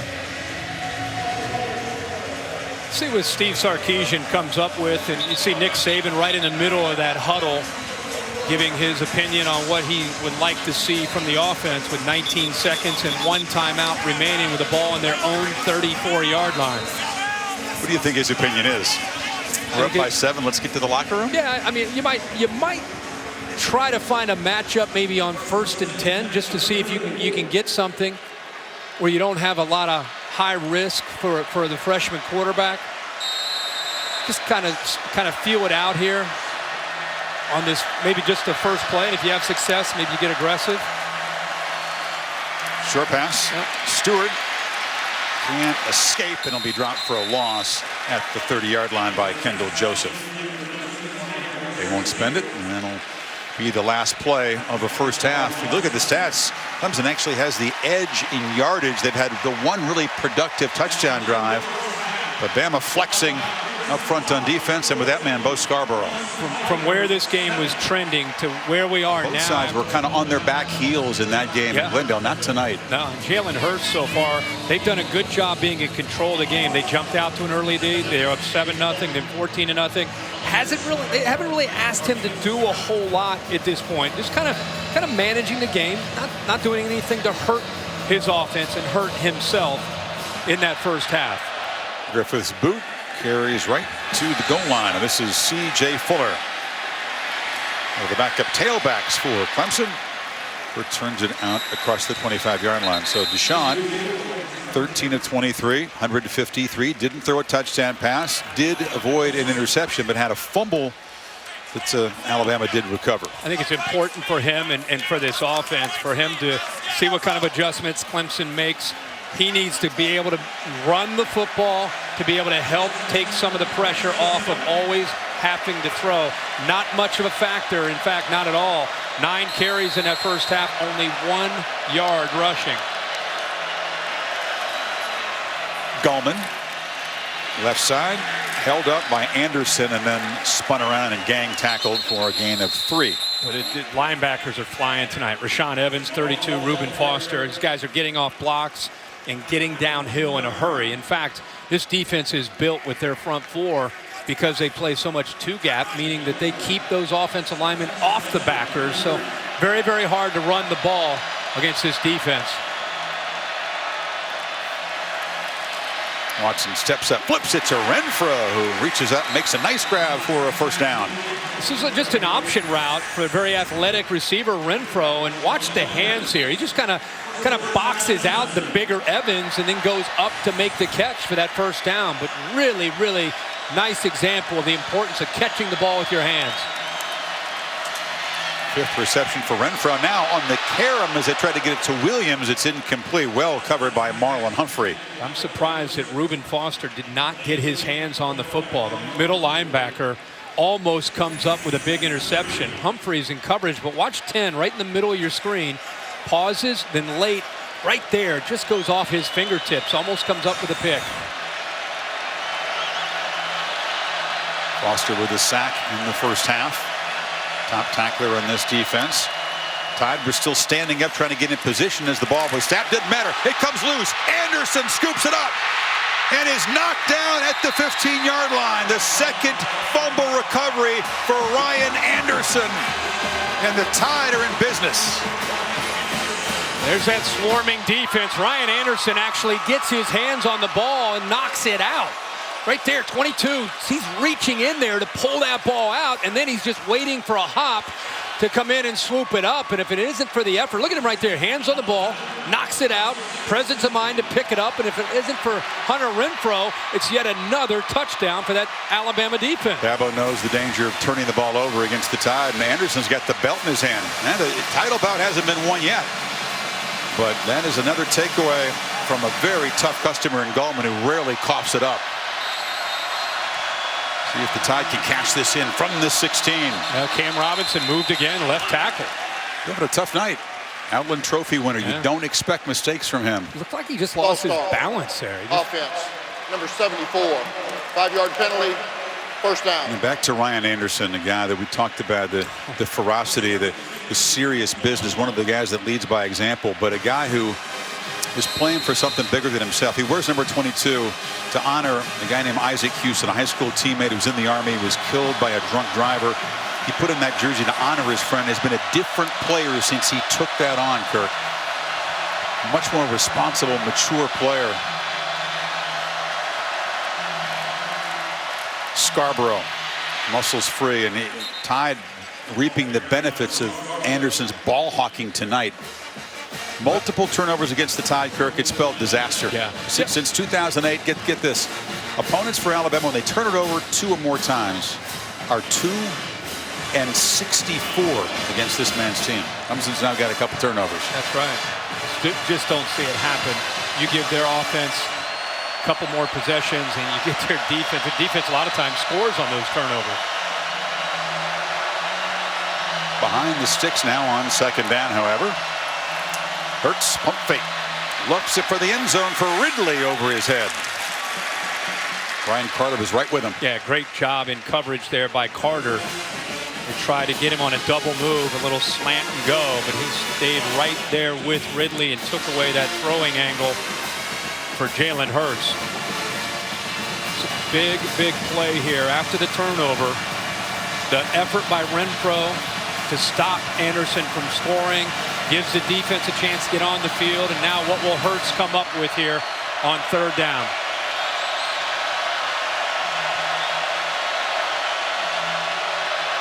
Play clock at 4. Does he see it? The sidelines see it. And they tried to signal a timeout. Hurts fires low in traffic. The catch is made by O.J. Howard at the 10-yard line. The coaches were thinking that he wouldn't get the ball off in time. They tried to signal timeout. Yeah, they came running down. I'll tell you, Christian Wilkins almost had another one. Almost deflected another one at the line of scrimmage, but they pick up some yards, but not enough for the first down. So the very reliable Adam Griffith, who's made 10 of his last 11, 20 of 27 on the season, from 27 yards to stretch the lead back to double digits.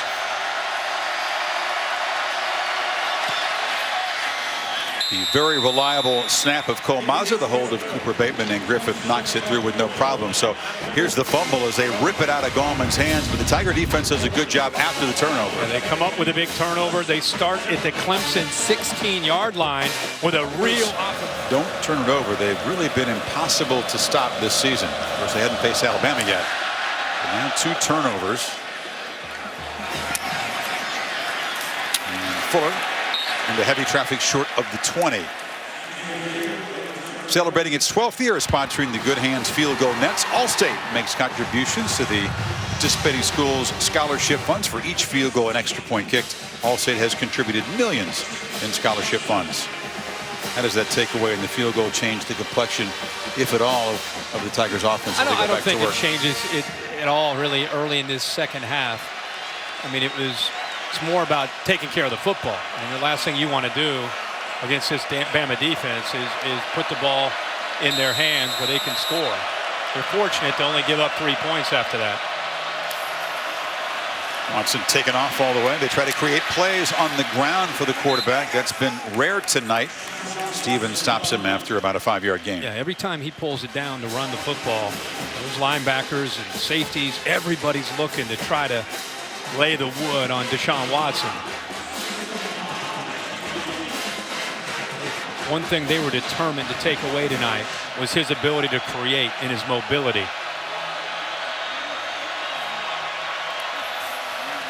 From the pocket, Watson delivers a back shoulder throw, and Kane makes the catch at the 35. Yeah, perfect timing here with Deon Kane. You said, Chris, the back shoulder fade, and that's exactly what it is. You can see that he's got enough time to be able to throw, and because the defensive back got upfield so far, he just throws it back, and a good adjustment by Deon Kane. Second catch for the Tampa native. He had the big play to spark the offense in the first half, and now Renfro has been busy tonight. Scoots through heavy traffic, and the Tigers begin to get some rhythm, get 9 on first down. Kind of a similar play to what we saw to Deon Kane. Kind of that tunnel screen, get the ball out to a wide receiver. Again, it's an aggressive defense. It's getting upfield. Because they're getting upfield, there's some pockets there. They've timed it up now twice pretty well, where they get the lineman out in front. He's got a little bit of a convoy there. We saw Kane with a big gain on that play earlier. McLeod motions back in. Watson steps up and takes off, and will get a first down out near midfield. It's one of the few times we've seen his ability to improvise, getting outside. He was actually looking downfield to potentially take a shot on second down and short, but because it was taken away, good decision to pull it down. Bama right now with 2 deep safeties, taking away the chance of throwing the ball downfield. Option look. Fuller on the edge is knocked down hard by Foster. Gain into Alabama territory. And they are hitting down there tonight. Yes, they are. Reuben Foster is getting after it. 28 more tackles than the second leading tackler on this defense. And it took that baton from Reggie Ragland. They always have that enforcer in the middle of that Bama defense, and this year it's number 10. Butkus Award winner.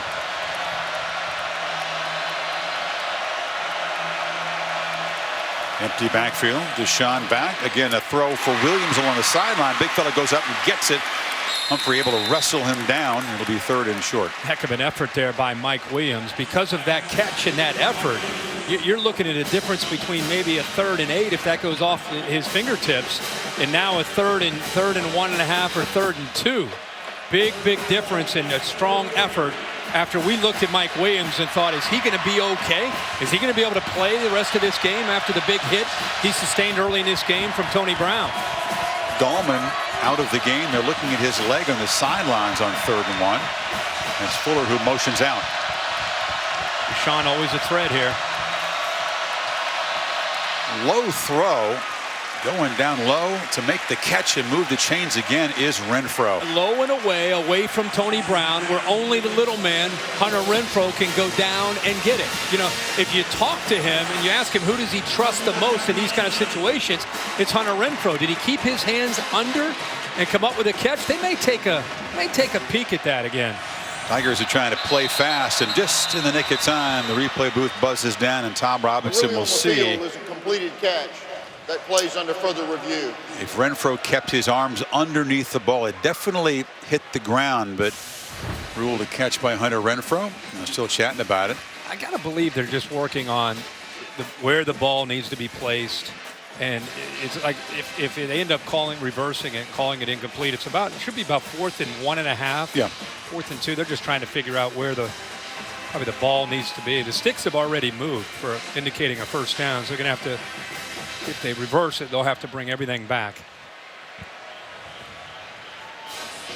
Got some weightlifting in before he came out. After reviewing the play, the ball hit the ground before the player was able to gain control. It's an incomplete pass. It's going to be 4th down and 2 at the 43.5-yard line. Please set the game clock to 9:23. 9:23. Well, you brought it up, Kirk. It's a very similar down and distance and field position situation to Clemson's gamble early in this game that didn't work when they got stuffed. And Dabo Swinney's in there. You know, Alabama has had an advantage with field position most tonight. Be surprised if they didn't punt the ball here. Well, Deshaun's on the field, and Wayne Gallman's back in the game. Remember, Washington had kind of brought their offense out and then did kind of a quick kick last week to try to pin Alabama back inside their own territory. Maybe they asked Deshaun to do the same thing. It worked. Browning was a very good pooch punter. Does Deshaun have that in the skill set? I think you might find out right here. Be very surprised if they end up going for it. Is it a gamble or a bluff? It is a good call, Kirk. A little pooch from Deshaun. And just to display his athletic skills, he does an excellent job with that, and it rolls dead at the 5. The reason I expected that is Clemson's got to be thinking they're playing with a freshman quarterback, and we've done nothing to make him feel pressure. They had a 7-0 lead. They had a 14-0 lead. They've been able to just kind of play an offense that's been conservative, fairly one-dimensional, without putting him under the fire. Clemson now puts him at his 5-yard line. Now you can start to maybe do some things and try to create pressure on Alabama. Clemson's been the one dealing with all the pressure most of this game because of field position. It was a 38-yard punt. That's exactly what the regular punter Teasdale averaged this year. So Deshaun does his job, and now we'll see how Sarkisian calls this and how Jalen Hurts responds, protecting a 10-point lead. Remember, we've bragged all night about Bama's defense. Brent Venables will crank up the pressure too down here. And they stack up Scarborough for a short gain on first down. Dylan Farrell, see him grabbing his left ankle. One of the disruptive forces in the front line there. Yeah, it looked like an Alabama, actually the ball carrier, Bo Scarborough, may have rolled up on that ankle. He has really come on this year as a freshman. You and I had, what, 4 or 5 of the Clemson games this year. Every week he seemed to get better and better, but he's tapping his head, indicating that he needs somebody potentially to come get him. But he's going to line up against Cam Robinson. And he barely gets lined up. And Hurts from the goal line flips it over the middle. Broken up. Boulware delivered a shot to Ardarius Stewart. Third down. Well, that's the two of the, and now he's down. Farrell's going to go down. He tried to gut it out, play through it. That's the tough guy from Clemson hitting the tough guy from Alabama. Yep. Yeah, Ardarius Stewart as a receiver is one of the toughest dudes on the Alabama roster. Times it up perfectly, clean hit, mouthpiece flying, Yeah, sure ear was. pads flying. We got everything. Watch the mouthpiece. It came flying out of Stewart's mouth. And Boulware, who doesn't just talk a good game, he backs it up with some tough play. Farrell, a guy who's so explosive and disruptive and so smart. Said he's a redshirt freshman. He's one of those guys that gets the defensive game plan once and knows what to do and helps teammates out. But now he's got to be helped off. Clemson tries to create some confusion with some movement up front. It's a 3-down lineman look. And now they creep some pressure near the line. There they come. Hurts has to escape. Gets away from Boulware, gets a block, takes a shot, doesn't get first down yardage. Tankersley forced him out. Yeah, it was a great job of bringing pressure, but at the same time keeping eyes on the potential threat of the quarterback run game. You knew that if he wasn't comfortable, he's either going to throw it away or take off. Boulware was sitting there spying, waiting, and Clemson comes up with the stop that they needed after the pooch punt. And they might get the field position Dabo Swinney's been looking for all night. Bama has owned the field position edge. J.K. Scott will try to boom it. Artavis Scott waiting at the 40. They peel back to set up a return, and that's an ugly kick by the standards of Scott. A really ugly kick, and it bounces out of bounds at the Alabama 41. Scott usually does much better than that. Remember when Dabo was walking off the field with Sam, he mentioned we got to flip the field. Field position's been against us the entire first half. The best starting position that they've had until this drive's been their own 37, many times inside their own 20, because of the decision on 4th and 2 to pooch punt, a 3-and-out. Now they start a drive in plus territory. Great point. The tactic works and the defense gets the stop, and the 30-yard putt sets up the Tigers at the 42. Deshaun still got it. Across the middle, it's Kane who goes down low. And it's ruled a catch at the 28. A great effort by Deon Kane. Here comes the tempo from Clemson. He goes down to make that catch. Again, a young man from Tampa. A lot of family and friends here in the stadium. And they whistle. But they stop it to perhaps get a review of the snap. Prior to the snap, the ruling on the field is a completed catch. That plays under further review. Deshaun with a smile there. He feels he got the snap off before the whistle came. Sometimes it's a race to get the next play going before they can get a look at it. Let's see. I thought he got his hands underneath to make the catch. It's a tough angle there. Nothing from that angle to overturn it. No, you have to see from the other side. Nice effort. That's a catch. Got his elbow underneath. Ball never touched the surface. If it did, just the nose of the ball did when he had it in his control. Yeah, he had control of it, which the nose can touch the ground as long as he does have control of the ball. All right, Dave Kataya, second review of a similar type play. How did you see this one?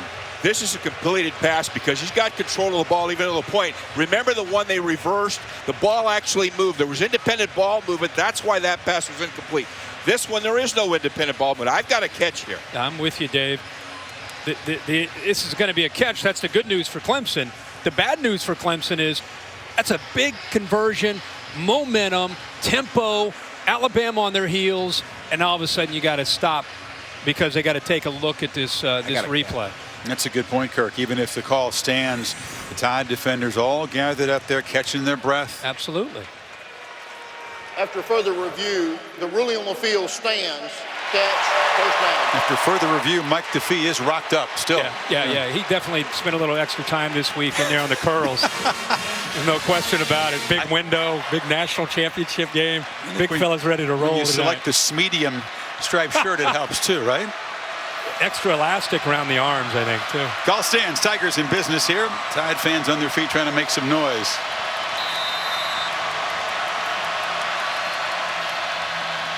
Keeper. And a crease before another hard hit. That was Rashaan Evans closing down that crease. Yeah, and also, again, Reuben Foster, those active middle linebackers. My point about the tempo, and that's such a big part of the Clemson offense. They get a first down, the jet sweep, the tempo, the variety of formations and personnel groupings. There's so much that goes into it before the snap, and when they had to stop, you lose a little bit of that momentum.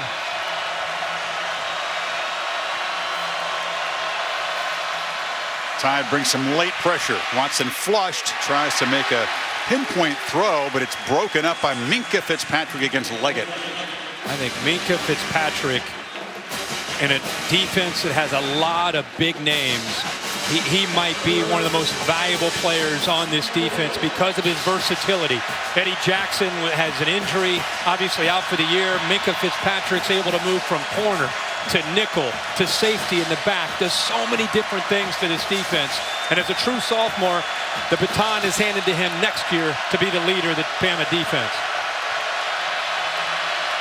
Tigers need 6 on third down. Safeties are split. Try to hit the middle of the field. Yep, Watson sees that. Renfro's got it. Cuts back and scores. Clemson coming back.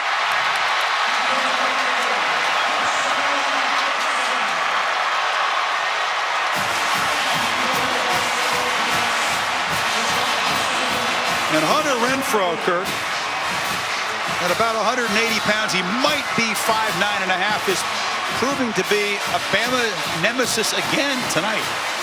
Well, he has been a great player these last 2 years and one of the favorite targets for Deshaun Watson. I said earlier, when you ask Deshaun, who's your guy? Who do you like to go to in a crucial moment? He was quick to point out to Hunter Renfro is that guy. And Hunter Renfro with the 3 touchdowns in last year's 2 playoff games, and that one now 4 career playoff touchdowns. Nobody's got as many as that. Here's a safety who comes down, but watch the man coverage affected by 6 coming down into coverage. Right there, he gets kind of in the way of Tony Brown, who's got Hunter Renfrow in man-to-man coverage. He has to slow down. His own man gets in his way. It's kind of like a pick there because of the tight end Jordan Leggett's route. And Deshaun Watson knows all along he's coming back to his guy Renfrow. And the Tigers and Deshaun Watson making things interesting, only down 3. About getting back to that edge that they were playing with in the first half. So Sweeney's decision to pooch punt, not go for it, pin Bama deep, as you pointed out, leads to the stop of the defense, the short field, and the touchdown drive. And now Ardarius Stewart from the 3. Turns the corner and is knocked down across the 30. Well, so far, Jalen Hurts, Kirk, has had to do very, very little with the passing game. Only 49 yards. Is he going to have to make some plays in the air? Alabama's going to survive this one tonight. I think he's going to have to. And I think this is where Steve Sarkisian starts to field a little bit. Everybody wanted to know, how would Steve Sarkisian fit in as a play caller? Talked about it in the last series. Sarkisian, Hurts haven't really felt the wrath of Clemson because of the field position. Now with the emotions favoring Clemson in this stadium and the way their defense is playing, and it's a 3-point game, yeah, Hurts is going to have to start making some plays. Just 19 offensive yards here in the third quarter so far, 2:02 for the game. So here's a play action, downfield shot. Stewart trying to run underneath it, but the quarterback overshoots him, and there was 2 Tigers in the area anyway. You know, one of the things that Jalen Hurts all year, we've not seen him really throw the ball downfield, especially in the last 5 or 6 weeks. A lot of it's been short and underneath throws, even not quite to the line of scrimmage. You can see even after that last pass, only 2 passes in the air over 16 yards. So everything is up short, especially to the left. And that's why Clemson is really crowding those short passes and the running game. A second down short throw to Scarborough, who's hit immediately and knocked down by Tankersley. He's not really known for his downfield accuracy, is he? But when you're not threatening a defense downfield, it allows them to squeeze the line of scrimmage and make it even tougher on your short passing game and on your running game, because instead of keeping the safeties back, you've got 11 defenders within 7 or 8 yards of the line of scrimmage. And they're playing downhill because they don't feel threatened behind them. Alabama has failed on its last 7 third down tries. They need 10.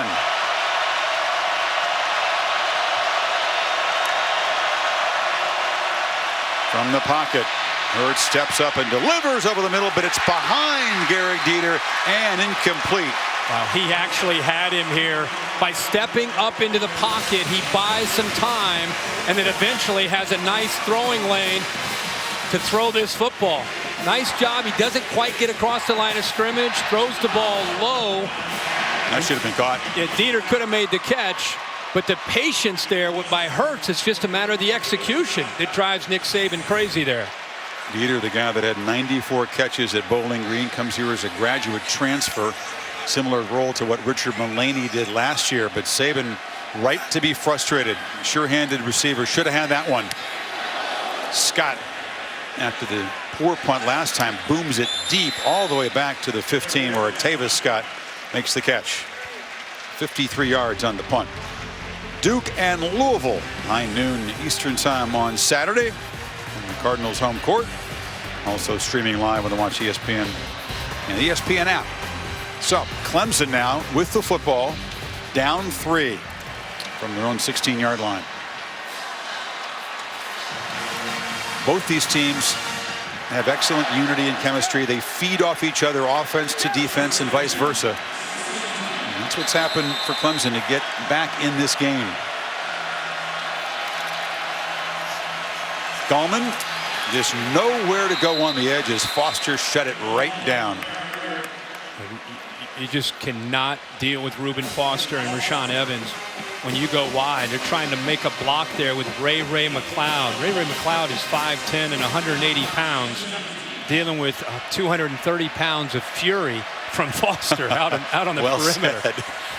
There's a lot of fury in a lot of guys in No doubt. Crimson tonight. Tight bump press man here from Bama. They may bail out of it and see if they stay tight.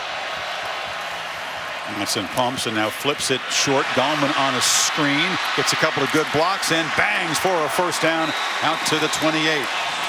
Actually closer to the 30. You saw that press man. The linebacker lost Wayne Gallman, so he had room out there to the outside to pick up that first down. A great play call there by Jeff Scott and Tony Elliott, the two co-offensive coordinators for the Clemson offense. Caught him in press man. Nobody picks up the tailback out of the backfield. Stutter step and a very short gain there. Fuller. Sometimes when you have a defense that plays so much man, I think we always get caught up in the battles like Mike Williams and the receivers, Hunter Renfro against the corners and the defensive backs. But sometimes you can make even better plays if you're tied in against a safety or a running back against a linebacker.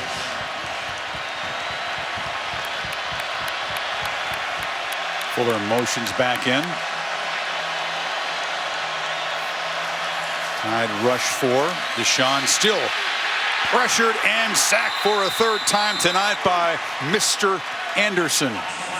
And this is just rushing four against a true freshman right tackle. And a combination of speed, but the upper body strength and the relentless attitude. Deshaun Watson last year got into that situation and he pulled out and took off and was able to run with the ball. Ryan Anderson, because of his hands and the way he's able to keep that offensive lineman off him and that attitude, he just eventually got to him. He tried to strip the ball too, wasn't satisfied with the sack. He wanted a strip sack. Again, Evans gets in there. Watson escapes, takes a huge hit. Helicopters down at the 40. The spot will be just short. Pops up Foster on the tackle. It's going to be fourth down. Man to man. One of the, again, few times Deshaun Watson. How about the effort by him to try to pick up that first down? Once he got through that four-man rush, Chris, everybody had their backs turned. And the way he accelerates, I thought he'd get the first down. I did too. But a great effort. How about Bama keeping him just short? Watch the linebackers clear out. Once the defensive front four doesn't get him, everybody's in man coverage. He's got room to run. But look at the closing speed by Foster and by Minkah Fitzpatrick to keep him short. Would you say fury? Brought some there. Remember that play. Bama stopping Watson a yard short. Teasdale's punt is a good one. Rolls dead at the 21-yard line. From the very first play, Bama's defense has been flying around with violence tonight. Yeah, I mean, and again, the way he accelerates, that's a first down. They keep him short, and another big hit there by the linebacker, Foster. Boom. Just up under the chin of the quarterback, who lands very awkwardly. Win or lose, Deshaun is going to feel this one tomorrow morning. He has been in another battle. See if the Tide offense can get going. Very little productivity since midway second quarter, and Scarborough had his second touchdown run. And takes off here, and Big Bo bulls forward for about 6 to Tom Rinaldi. Chris, during that last defensive series, Steve Sarkisian spent almost the entire time directly with Jalen Hurts, talking to him, trying to tutor him and coach him, and trying to give him some positive energy right now. It seemed a little like the doldrums offensively. See if they can get the rhythm back. Well, Scarborough helps the rhythm by rumbling for a first down. Wouldn't Sark tell us, Kirk? He didn't want his quarterback to overanalyze things. Try to keep it simple so he could play fast when he's more comfortable. Yeah, wanted him to play fast, and he also wanted to mix up his tempo. And this first couple plays anyway, looked like he was going to go with a faster tempo. Now after picking up the first down, they're slowing things down. Bo Scarborough obviously is down. He's battled through injuries throughout his very brief career so far in Tuscaloosa. The ACL as a freshman back in the spring of 2015. Dealt with injuries even in high school. Absolutely. That's certainly slowed his progress. Cleveland Farrell is up and walking around. Samantha, do you have any update from the Clemson sideline? Yeah, he's dealing with a left ankle sprain. He was in a ton of pain. They had him in the medical tent for a while, and then after taping up his leg, you see him trying to run right here. But they took him into the locker room where he was until about a minute ago. trying to run right now, obviously trying to get back out there, but in the meanwhile, Austin Bryant's going to have to keep going. So tough to push off and get any kind of upfield rush from that position. You have a tender ankle, and now here's the Scarborough play. Well, he's just starting to get healthy. These last 4 or 5 games really has made a difference with him back there healthy. You can just see not just the Washington game, but really starting in the LSU game, the Auburn game, the Florida game. 180 yards against the Huskies in the semifinal. Most of those after contact. Yeah, over 100 But you yards. mentioned the ACL. He had one back in high school, had another one when he got to Alabama. It was interesting. He came out and said that, you know, some of the comparisons to Derrick Henry, who won the Heisman Trophy, kind of got to him a little bit early in the year. He just wanted to be Bo and wanted to be his own guy. And between that and dealing with recovering from an ACL, he was a little bit slowed this year early. It really is more Damian Harris and Josh Jacobs. But as we said, he's come on now that he's been healthy here in the last 4 games. Heisman winner from a year ago, Henry here, was out there for the coin toss. A good mentor for Scarborough, and I think that you were spot on. He did a little bit of tribute to the former number 2 when he kind of high-stepped into the end zone. So some concern in the face of Henry. Reggie Rangland back there too, another member of that Tide championship team. Good news, he's walking off. Sam? Yeah, Chris, not a good sign down here for Farrell. Very upset. They took his helmet, all signs pointing to him being done for the night. And it is disappointing. But again, tough to go on an ankle sprain. And now they're without the edge pass rusher who was so effective against Ohio State. And Austin Bryant, who was a guy that they anticipated stepping in before his injury that he sustained in August, had a foot surgery. They thought he would be their best defensive end, and he now steps in there. He missed half the season with an injury. Hurts delivers a low throw, incomplete. Bounced before it got to Ridley, and he looks a little out of sorts. He's had some chances to make plays with relatively easy throws. You know, they brought a blitz there, and I think it affected his accuracy. He says, I got it. Yeah, Calvin Ridley all along felt that he got his hands under to make the catch. He's lobbying for a 3rd review, but I think that... I don't know. That looks like... I appreciate his energy and trying to sell it, but pretty good look at it there that it hit the ground. But the blitz that time from O'Daniel affected the follow-through and the accuracy of Jalen Hurts. Play clock at 1, and they have to spend a timeout. That was frustration from a Sarkisian over there. This was the problem they've had, Kirk, in recent games, getting it snapped on time. 30 seconds. So they spend 1. We'll see if that comes into play later on in the game. As the Tide will face a 2nd and 10 here. Part of that is a freshman quarterback. I mean, after it happened in the Washington game, a lot of people wanted to say, you know, Lane Kiffin didn't do a very good job of preparing the offense because they were sluggish and they had some miscues, a lot of delay of games. But as even tonight, you're seeing, as much as they're trying to beat tempo, as much as they're trying to hurry, that's still the reality of playing in a big game with a young quarterback. Let's think about the play callers for Saban in his previous national championships. He's kind of defied conventional wisdom by having a lack of continuity. Guys have come and gone from play callers, but in his 5 championships at Alabama, 4 different offensive coordinators. If you count Sarkisian tonight and they win tonight, it would be 5 different play callers. And these titles at Bama for him. Combine the play callers and the different quarterbacks. I mean, it shows you that they rely very heavily on defense. But one thing that I think has gotten lost a little bit with the switch over to Sarkisian is the importance of what Lane Kiffin did in his 3 years here as a play caller. Scarborough walks off. Damian Harris takes his place to the left of the quarterback. And they fake it to him. Hurts. Throws downfield. O.J. Howard is wide open. And once again, the tight end will victimize the Tigers with a huge play. Shades of last year. 68 yards. And just like last year, it's a blown coverage by the Clemson defense. This time it's Van Smith.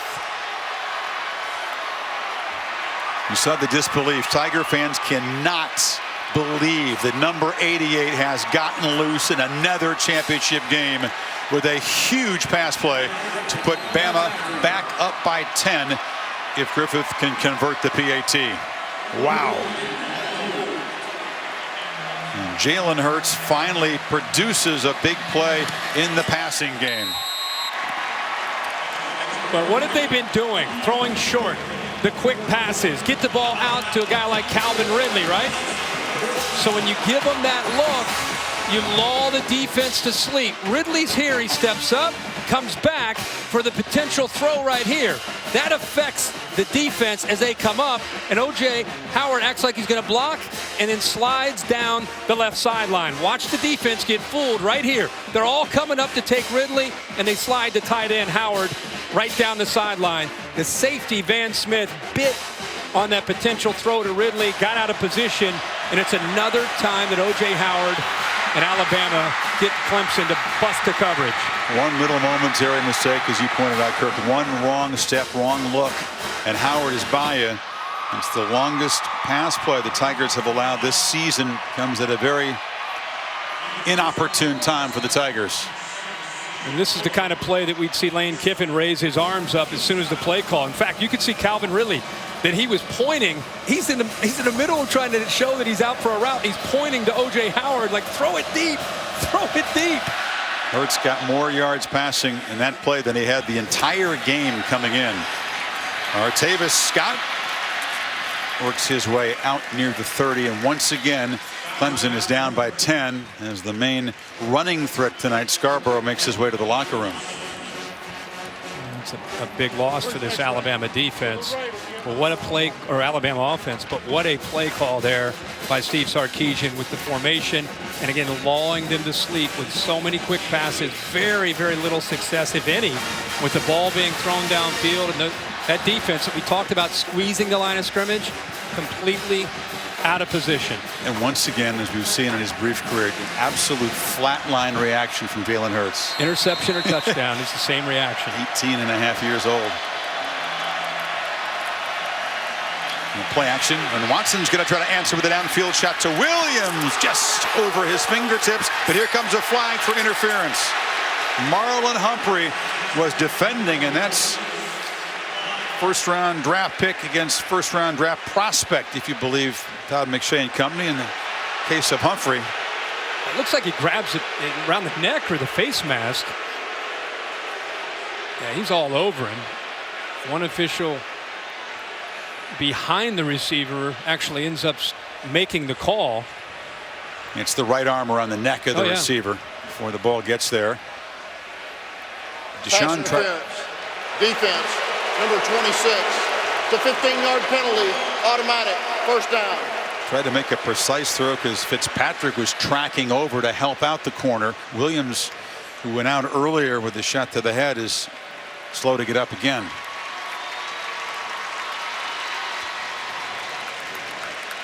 Williams has made 5 catches, but no big plays for only 40 yards. He's been targeted 7 times.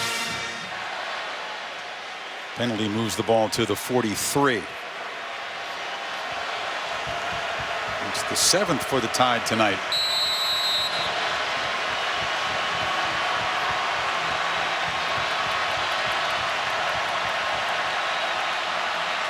Keeper.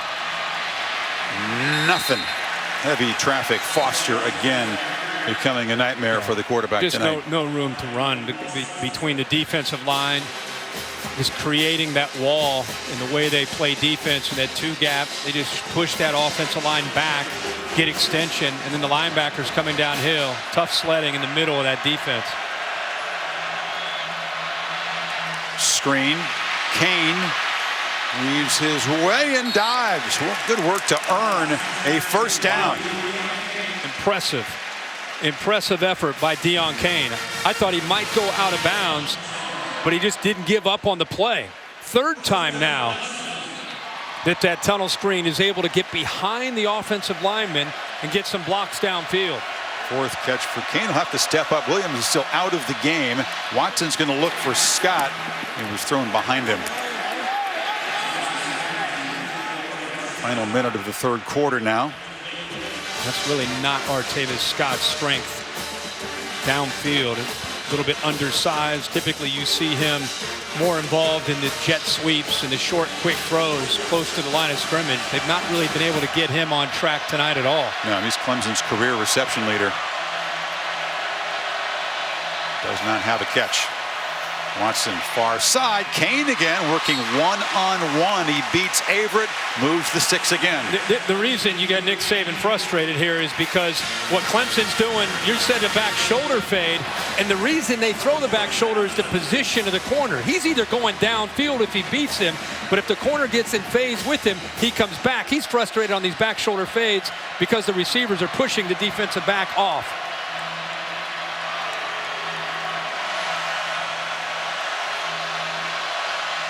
A lot of shifting for the Tigers here. Gallman in the backfield. They fake it to him. Deshaun looking for Gallman, then dips it off short to Leggett.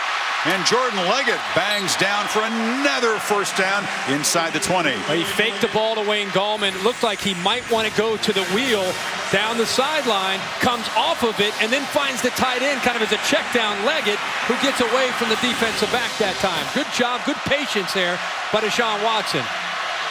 And good spot, Kirk. They had to check it down and get 17 yards, though, and now pitch it over to Scott. It's the kind of route you're talking about, but Artavis Scott in traffic just worked his way free and gets 9. That's a run-pass option with 3 receivers into the boundary. He felt that he had 2 that could block. See all those receivers? Just gets it out. It's either a run or a pass, and because he has 2 blockers to pick up blocks for Scott, he gets the ball out quickly. It picks up some big yards. And that will end the third quarter. 10 points for Bama in the third quarter to build that lead back to 10, but the Tigers threatening to cut into it. 1 quarter left to play in the college football season. O.J. Howard touchdown puts Bama up, but the Tigers are threatening. End of 3. You're watching the college football game, down 8 at Florida State. Came back to win. Scarborough is back, walking to the Alabama sideline. That's good news, but it's Watson and the Tigers threatening with a 2nd and 1 from the 8 as we begin the final quarter. Mike Williams at the bottom of the screen, a target down here and an option.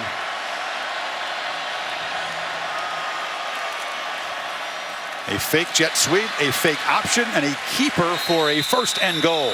There's a lot going on there. It was. You know, that's their offense. The fake jet sweep catches some of the eyes, but I think the fake pitch to Gallman got the linebackers out of that tight area between the guards. And that's why he was able to pick up enough room there for that first down. And a powerful run. For once, you saw Foster knocked back by Watson that time. First and goal. Gallman. Not much. Evans and others on the stop. That's the 73rd play for the Clemson offense as we're just starting the fourth quarter. Tony Elliott telling us the goal is around 80 plays. Wearing down an Alabama defense is part of the plan in the fourth quarter. It's a defense from Bama that is incredibly talented, but doesn't have the depth that they've had in the past. They ran 90 plays a year ago. Tracking toward that, you're right, against the defense not as deep. Watson for the end zone. Williams, touchdown.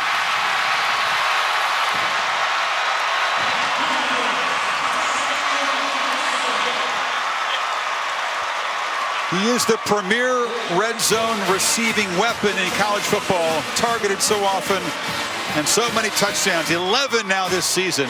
Watch Jordan Leggett, Chris, on a pick or a screen.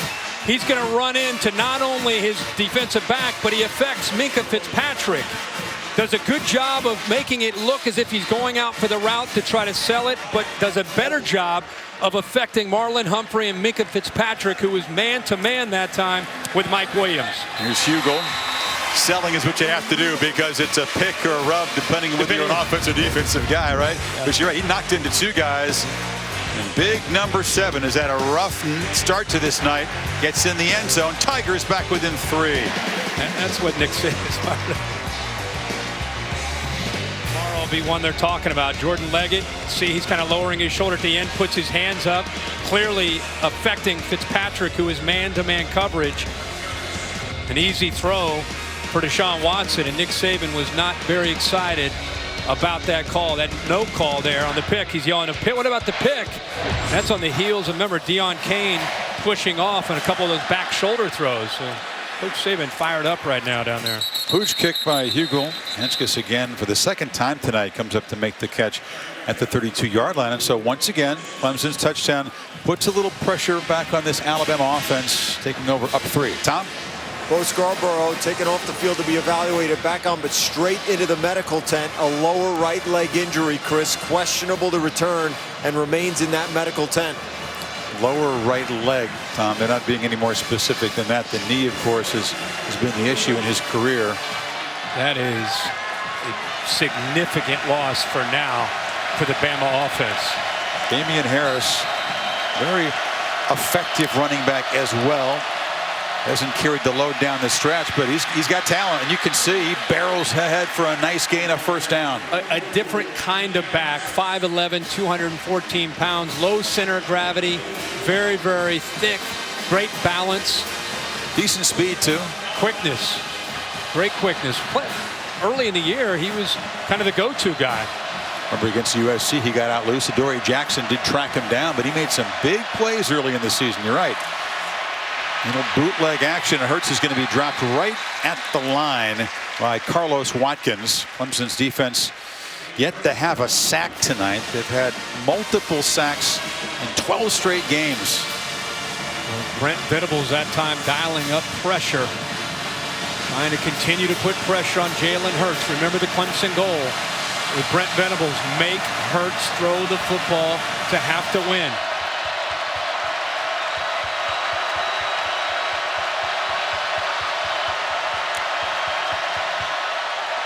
Throws far side, dangerous. Tankersley broke it up, intended for Ridley, but you're tempting fate when you go against 25 out there. Yeah, and they're also jumping those short routes, those easy throws. They're almost trying to bait him into throwing it. That time, Tankersley almost stepped in front of it. Steve. 3rd and 11. Let's see what Sarkisian has in mind.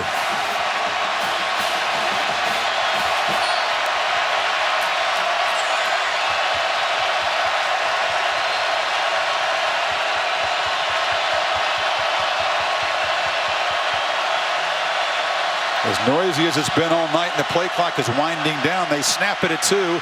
Retreat.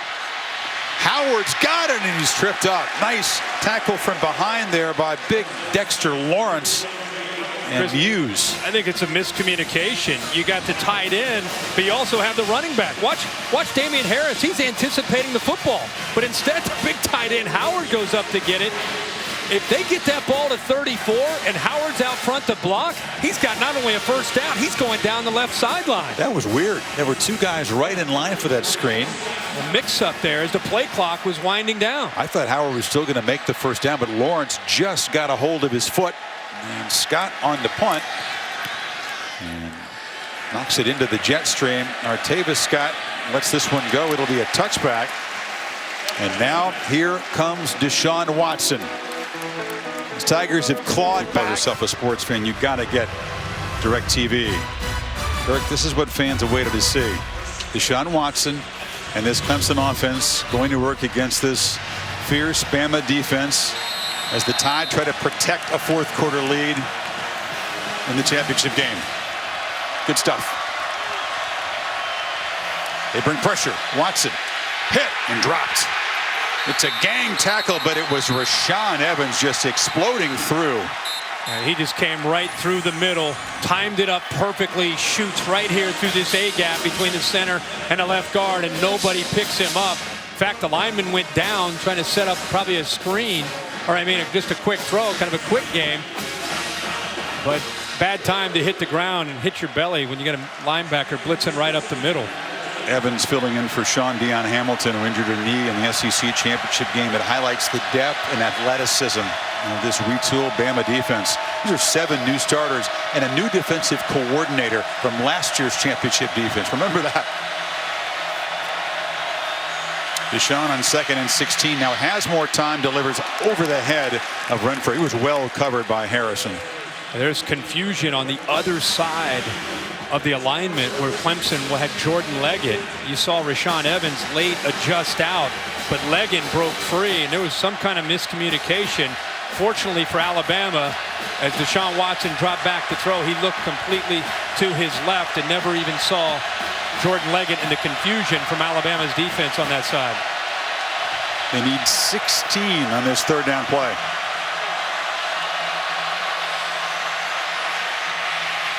Watson flushed, flips it short to Gallman. Long way from the first down marker, and a very aggressive series for the Bama defense. And a great job there by Bama's defense. Jeremy Pruitt got aggressive, Chris, on that 1st and 10. This crowd showing their appreciation from the Alabama faithful here for this defense. The blitz got him into negative yards, and that's why they were able to get him to 2nd and 3rd long and get off the field. So that battle between these two units that features so much future NFL talent, perhaps 5 or 6 first-round draft prospects when the Clemson offense faces Bama that round to the guys in crimson. Now there's some confusion in the Bama punt coverage team. They've got 2 guys deep. Trayvon Diggs joining Garrick Dieter, and Teasdale boots it very short, keeps it away from both of them, and it'll roll dead at the 40. So Jalen Hurts, the true freshman, and the Bama offense back to work, protecting a 3-point lead. 10.5 to play in Tampa. ESPN app. Jalen Hurts, one big touchdown pass to O.J. Howard. 11 of 26 for 122. So far that's been enough as he tries to do what Jamel Holloway did back in '85, win a championship as a true freshman quarterback. It's Josh Jacobs in the backfield against Scarborough out, hurt for now. And Hurts rolls and is knocked down. Did the ball come out? Looks like he's still got it. The Tigers were pouncing on it. Wilkins and Lawrence. He's okay. I'll tell you what he had to do there, Chris, is our Darius Stewart fell down on his route. He showed his composure there as he looked over to try to make that throw. He sees a receiver on the ground, and instead of giving up on it, at least picks up a few yards and avoids a negative play. Jacobs, quick little burst, gets across the 45. It'll be 3rd down. Yeah, right now they're relying on Damian Harris and Josh Jacobs with Bo Scarborough out of the lineup. Those are the 2 backs really the first half of the season that they relied on the most. Look at that lack of success. 0 for their last 9 on 3rd down. Sarkisian was brought in initially this year before he was the play caller to do some 3rd down analysis. This was his task for most of the year.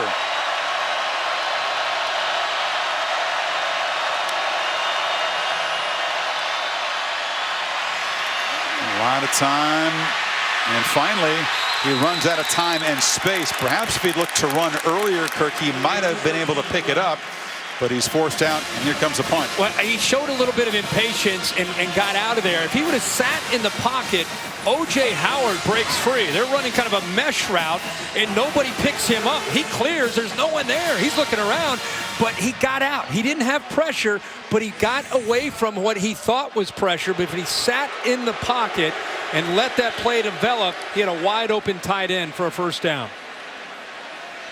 Mike DeFee just issued a sideline warning to Clemson.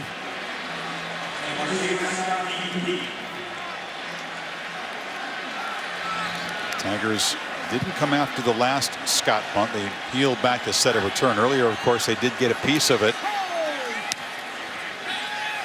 This boot sent away from Artavis Scott and will roll dead at about the 21. On his phone, he had taken I-4, believing that was a sign that number 4 was going to do big things tonight here in Tampa. Didn't look so early. They were struggling. He looked a little unsettled, to say the least. But now, the second possession, they get the ball again down 3, pinned back, and Watson trying to escape big Daron Payne. Defensive front continuing to try to contain him, not let him get to the outside, forcing him to step up. Cannot say enough about the determination that he has shown tonight, because he wasn't just out of sorts. He was rattled by an aggressive, tenacious Alabama defense early in this game, and through it all, he's within 3 points of tying it up. Pressure again. Ball gets out, but one more time. That was a free runner coming in the face. That was Evans on the blitz. But Jeremy Pruitt's kind of dialing it up. Second time in the last couple series, Rashaan Evans right up the middle. But what he's doing a really good job of is disguising it with depth in his position and then waiting until the last possible second to shoot through those gaps. And he's catching those offensive linemen completely off guard. And that's why he's able to get through them. Evans has shooting through there, by the way. He looks like a running back blasting through a hole. That's how you draw him up. So 3rd and 7 playing. The Tigers will have to spend a timeout here. They don't want to have to, but this is a crucial play. You begin to look at the clock, and your defense has been holding up, Kirk, but you wonder how many more opportunities can you create for your offense to recover from this deficit. Yeah, and we talked about his resiliency in fighting back. He's shown accuracy. Not a lot of chances to improvise, but when he has had some opportunities, he's tried to make the most of them. How about the recognition? Safety comes down, affects the coverage, gets in the way. Hunter Renfrow ends up getting out into space against man coverage. So it's been a battle, a chess match between this Clemson offense and the Nick Saban, Jeremy Pruitt defense. He's now thrown for 300 yards and a couple of touchdowns. The difference is they've really limited him as a runner as compared to last year. And most big Clemson games is 22 net rushing yards on 18 carries. You factor in the 4 sacks there. 3rd and 7, big play.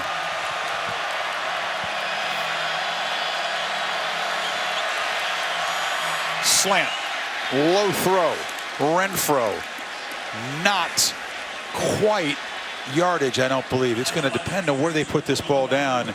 No, they're going to give it to him. Wow, another clutch catch by Renfrow, and it is a Clemson first down. They motioned out Wayne Gallman. It affected the communication. You saw Tony Brown looking around with his back to the ball. Ball snapped, and he's covering Hunter Renfrow man to man. 8th catch for Renfrow. Deshaun for Williams. No flag. Well defended by Averett there. Clemson crowd booing it. And Dabo Swinney saying that he's trying to come back to the football. He is fired up. Both head coaches working the officials. Now Dabo just saw the replay and saw his receiver again. Mike Williams trying to work back over top of Anthony Everett. Earful. Better be careful. Yeah. Defensive back did not have his head turned around. I'm surprised there was not a call.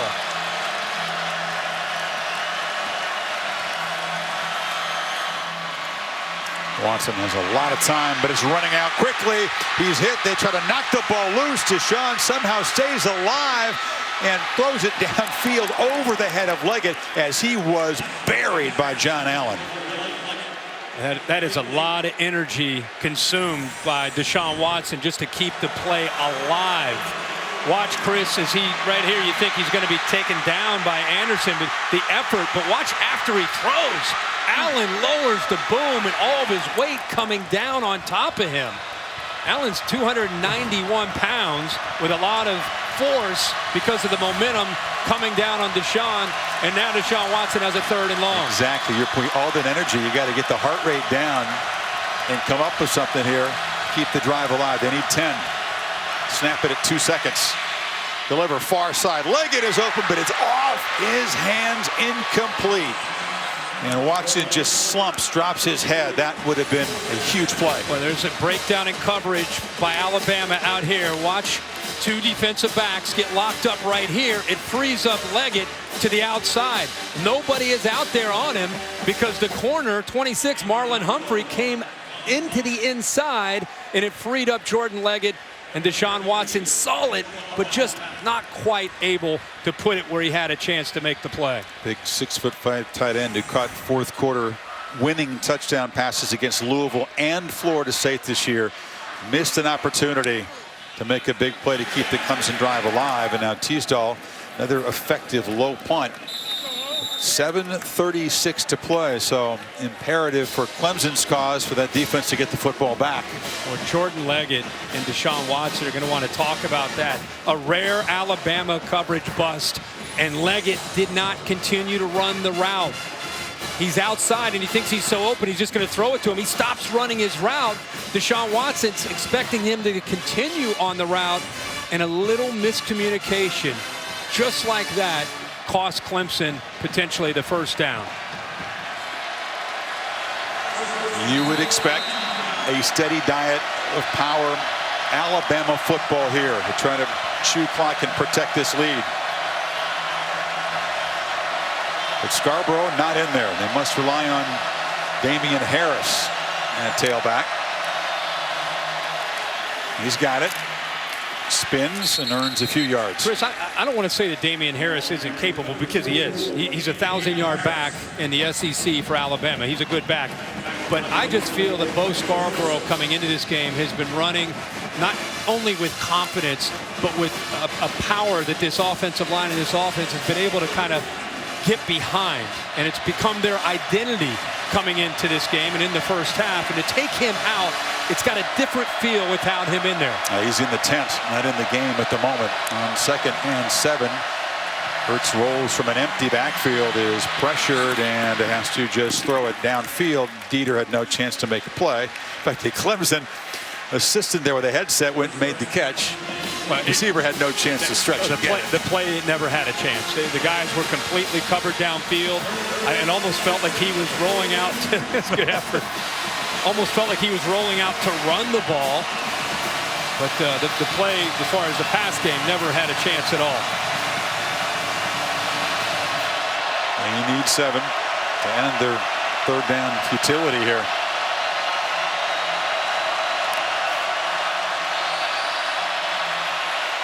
Looking deep for Stewart. Once again, he shoots it over the head of the receiver. Had no chance to make a play. Yeah, it's just throwing it and hoping. But it's safe. You got a 3-point lead. Under 7 minutes to go. You got a defense you believe in. That's Steve Sarkisian saying, you know what? Let's not lose the game. Let's not take a chance. Just throw one up. Throw it as far as you can. I would question the throw, not the call. I mean, this is a Clemson team that has more defensive holding and pass interference penalties than anybody in FBS by 5. Yep. And they haven't been able to create that because the ball is constantly overthrown. Alabama's not been able to draw many pass interference this year either. Scott gets it away. Tavis Scott again tried to make a fair catch. The ball bounced. He couldn't get to the ball as one of the coverage men kind of got in his way. And it rolls dead all the way down at the 12-yard line. Well, the 56-yard punt. Let's just check this out again. I think it was Levi Wallace who kind of got in the way. That ball almost touches Scott's left foot. Yeah, good point. Not quite close enough to crowd him. But it's a break as it does bounce down there, and a 56-yard punt pins Deshaun way back now. How many more chances would this Clemson offense have to reclaim the lead? Gallman in the flat, gets a block, and hops back close to a first down to the 21. Good tough running. It's an extension of their running game. Get the ball out into the flat, into the perimeter where he has a little bit of wiggle room. It's been very tough for him to be able to run under 3 yards a carry tonight. So you get him outside where he can catch the ball and have a little bit of room to try to make people miss. They fake it to McLeod. And Watson with the keeper, shoved out by Harrison. It's a first down. 6 minutes to play. We have talked so much tonight about Steve Sarkisian and the Alabama offense. And often when you're the defensive coordinator in Tuscaloosa, we talk about Nick Saban. But Jeremy Pruitt's experience against a Clemson offense has to be coming into play tonight in the way they've been calling this defense. They've simplified, and they're playing much faster tonight than they did a year ago. Watson delivers. Leggett again finds a little crease. And Deshaun gets it to him out across the 40. Kind of what Alabama had success with earlier. Kind of fake that little quick throw to Mike Williams, fool the defense, and then sneak that ball between the corner Everett and the safety Ronnie Harrison. quick throw there before the safety can come over. Great recognition there by Deshaun Watson. Out of the game at the moment is Jonathan Allen, the Bednarik Award winner. And Watson loops it for Williams, who goes up and makes a huge grab at the 30. Showing the big body and the hand strength. Former basketball player, body control and ball skills. How he goes up and high points the ball. We have a flag down late. Clemson reacting as if it may be on one of the linemen right after the play as Clemson's trying to go tempo. After the play, unsportsmanlike conduct. Defense, number 94. The 15-yard penalty, automatic. First down. So Deron Payne flagged, lost his cool, and that'll move the Tigers 15 yards closer to a potential go-ahead touchdown. Moves it all the way to the 16. A mental error and something you don't see from Alabama defense very often. Payne this time the culprit, and not only the big gain, but with the penalty on top of it. 4 plays, 72 yards, a minute 5. They're inside the 20. 26-yard gain, tack on to 15. Payne is what that caused Nick Saban on that sideline. The ruling on the field is a completed catch that plays under further review. Now they're going to back it up, and Tom Robbins is going to make sure that Williams did come down with the football. How about him adjusting back to the ball, Chris? High points the ball. Tremendous effort. That ball's down on his thigh. I'll have to maybe see it.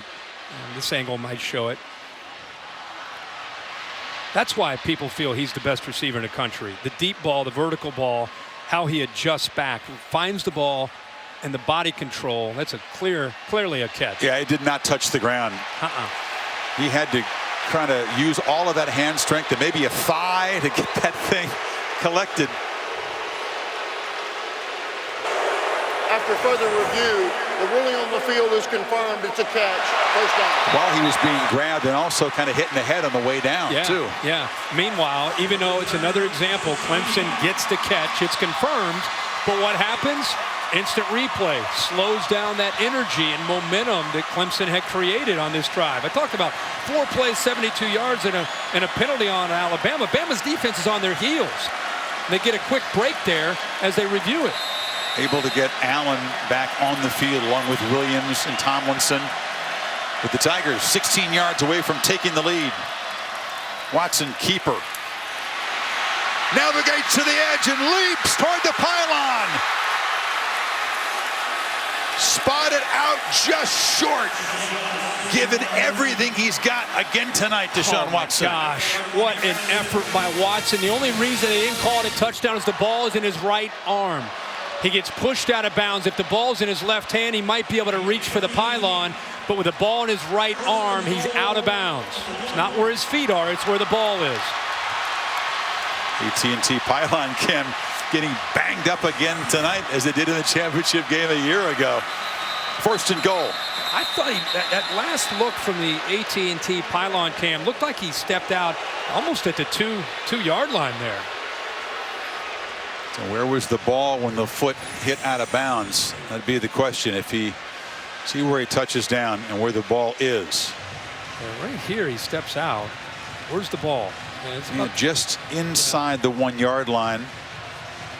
The official just picked it up and put it down a little farther away from the goal line. So let's see if the official review here does affect the spot slightly. But the bigger picture is the Tigers have marched 87 yards. The ruling on the field is confirmed. Short of the goal line, 1st and goal. 87 yards in 5 plays, a minute 29. And after being down double digits for most of this game, Clemson can jump in front in the final 5 minutes. If they can get 1 more yard here.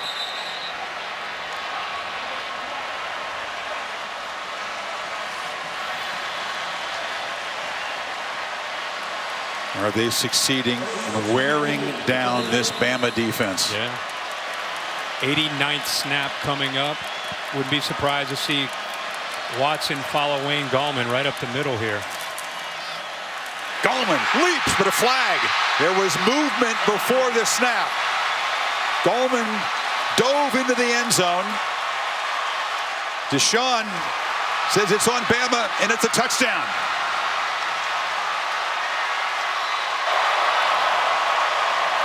Offside. Defense, number 28. Lined up in the neutral zone. Penalties decline. Touchdown. Gallman scores a masterful drive by the quarterback and a mental mistake by Alabama to help that drive, and Clemson is on top. A PAT away from a 4-point lead, their first lead of this championship game. It's an important PAT for Hugel, and the snap was handled by Seth Ryan very well. Clemson, a couple of fourth-quarter touchdowns have put Jalen Hurts and the Tide behind now. What a big drive. The 6 plays, 88 yards. The big play by a 26-yard gain by Mike Williams. The 15-yard penalty on the back end of that against Deron Payne, where he kind of loses his cool, gets caught up in an altercation there with Taylor Hearn, swings at the face, costs him 15 yards on top of the catch. Gives Clemson great field position. They capitalize all the way inside the 1-yard line with a great effort. Tremendous heart from Deshaun Watson. And the very next play, they're able to get a push right up into the middle and get the ball to their powerful slasher, Wayne Gallman, for the touchdown to give them the 28-24 lead. Bama had allowed 3 rushing touchdowns all season. That's it, 3. That's Clemson's second tonight. When he went to that corner, that end zone, I had flashbacks of Vince Young against USC kind of feel. Now, we've seen everything from Watson tonight. The command wasn't there at the beginning, but he found it. The toughness to take hit after hit. And the beautiful grace and athletic ability on plays like that one. And now the best laid plans for Bama. Played conservative. Another pooch kick, by the way, from Hugel, and a fair catch. Taken back there at the 33-yard line by Cam Sims, one of the backup receivers. You can say best laid plans. Play conservative. Play with the lead. Use the defense. Can't do that now, Kirk. Jalen Hurts going to have to find a way with 4:38 if Bama's going to win this championship. Well, if you're Steve Sarkisian, you've held a few things back. You've waited and just in case, and now you're going to have to pull them out. You've got 2 timeouts. Timeouts and the time aren't an issue just yet. You need a little bit of urgency. You don't have Bo Scarborough to be able to rely on, who was effective early in this game. And you got to come up with some plays from your playmakers, Stewart and Ridley. Alabama has not trailed in the fourth quarter all season long. And now in the ultimate game, need a touchdown. Hurts steps up. Chased and has to just throw it away. Dexter Lawrence, freshman on freshman pressure there. He throws that ball away, and he throws it almost into the stands, but he's outside of the pocket area. And once he gets outside of that pocket area, you don't need an intended receiver in the area at all. He can throw it away. As long as it gets past the line of scrimmage, right? And that ball was clearly across the line of scrimmage. Sounds like Death Valley in here. Very loud.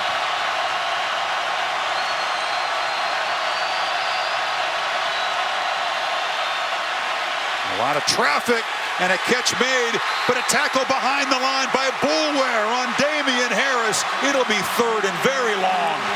I'll tell you, Chris Borland is not only the most valuable player, this guy is so instinctive.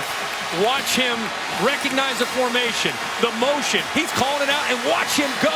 Watch him beat the lineman because of the recognition of the potential screen. He knows his quarterback's struggling to throw the ball downfield, so he's thinking quick throws and screens, reads the formation down in distance, there to blow the play up.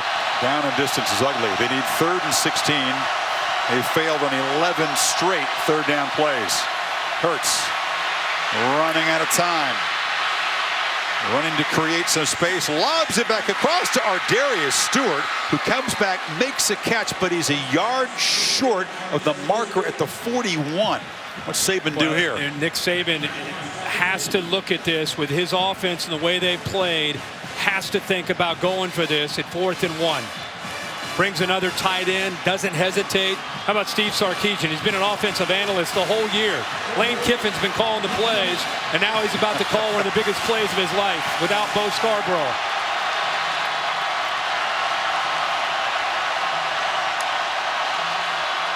Harris slams forward, and the Tide keep the drive alive at the 48. They kept it simple.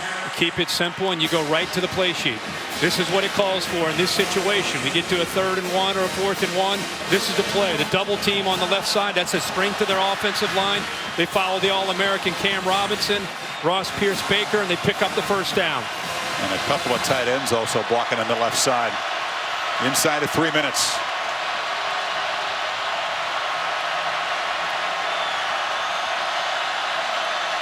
Hurts backward pass to Stewart. He can throw it. Looks downfield for Howard, who makes a catch at the Clemson 30. A trick play dialed up by Sark. We just talked before they started the series. Steve Sarkisian has probably kept a play or two back for this drive, for this moment in the game. And he goes to a throw from the receiver, Darius Stewart, to the big tight end that time, O.J. Howard, who makes another big play for the Crimson Tide in a national championship game. High school quarterback, remember, Darius Stewart shows that he's still got the arm. They pick up 24 yards. Hurts now. Took a peek downfield and now just barrels forward, still running, in the clear, and scores!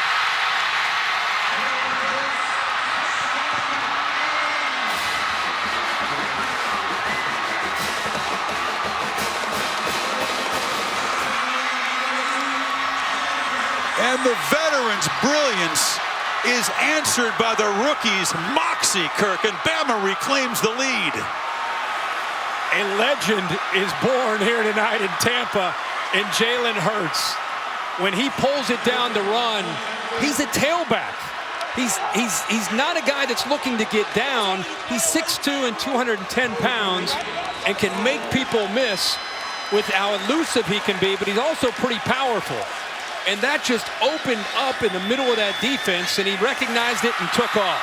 So let's look at that sequence. The 4th down conversion behind the strength of the offensive front, converted by Harris. And in his own territory, late in the game, Nick Saban show he's willing to take some chances. Now Stewart with the throw to Howard. You've got Stewart, who's going to end up going out here. He's going to throw back and find his tight end, who's right here. Does a nice job of being able to kind of wait for it to get out in position to be able to make the throw. Ball is clearly thrown as a lateral. What an effort by Stewart to make the throw. And then this is just incredible to watch the linebackers clear out. Linebackers clear out, man coverage. Now he just shows you what makes him such a special athlete. Pretty good effort by Forrestal as well on a block to see his quarterback taking off. He turns around and picks up a nice block. I was going to say, Hurts wasn't the only true freshman to make a nice play. That Miller Forrestal is a true freshman tight end who just planted the defender. He overcame a 3rd and 16 early in that drive from their own 26-yard line. They take it 68 yards in 2.5 minutes, but Watson's got time. Plenty of it.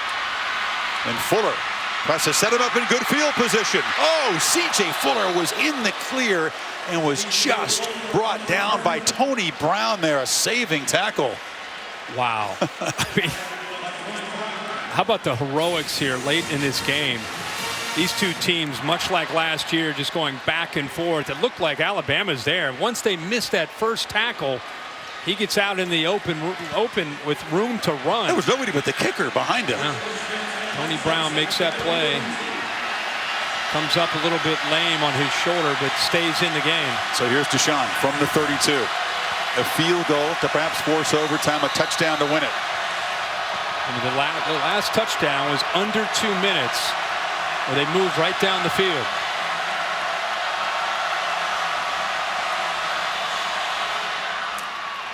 And there's a short catch. Leggett able to get out of bounds. Tigers have a couple timeouts to work with. Important thing for that front four. Remember, we have Clemson now at 90 plays offensively. We've not seen a lot of rotation. fatigue, mental fatigue, physical fatigue for Bama. Can they tough it out and still contain and pressure number 4, get after him and not give him time to throw? They bring pressure, but it's picked up. And Williams down the sideline makes another big catch. He beat Averett. And the Tigers threaten again. That's a matchup you're going to take. If you're going to leave Mike Williams one-on-one with a corner who's undersized, notice how he puts it up in the air to give Williams at 6'3", who can leap up close to 40 inches, give him a chance to go up and make a play. Nice job of seeing that by Deshaun Watson. Now they get it to Scott, who laterals to Gallman, who is hit immediately but stays alive. And Gallman spinning and driving down inside the 35. There was a lot going on there. A little trickery from the Tigers this time. Yeah, throw out to the receiver, lateral back to Wayne Gallman. You're right. And then Alabama actually defended it pretty well. It looked like the Tigers were saving up a couple plays for a big moment too. You have 2 timeouts, closing in on 1 minute here.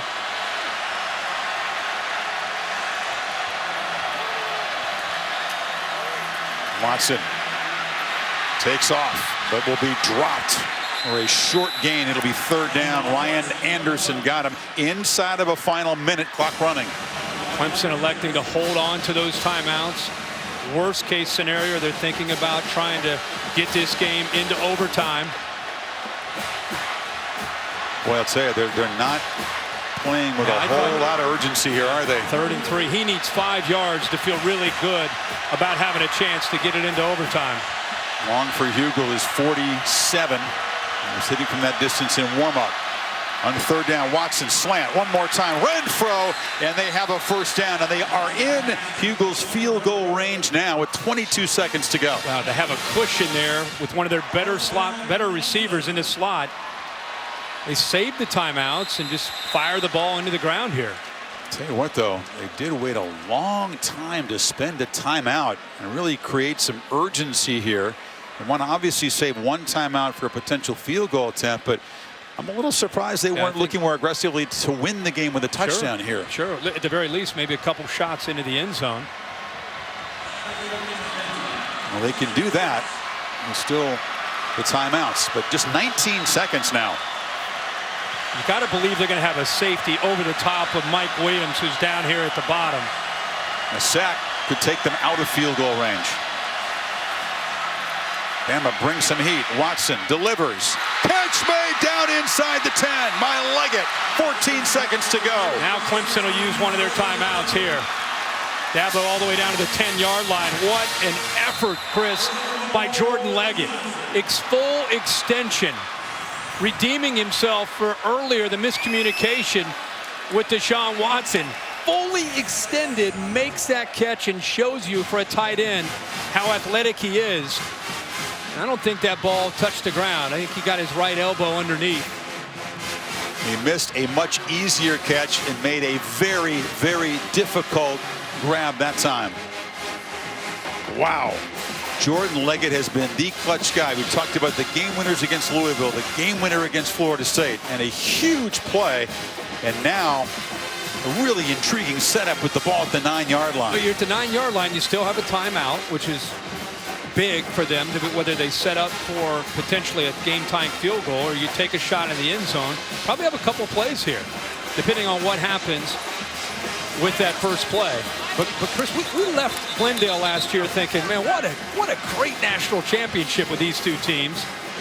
And here we are with the second opportunity to see these teams again in a championship. And man, it's been. How do you like the sequel, Herbie? The sequel's been pretty good.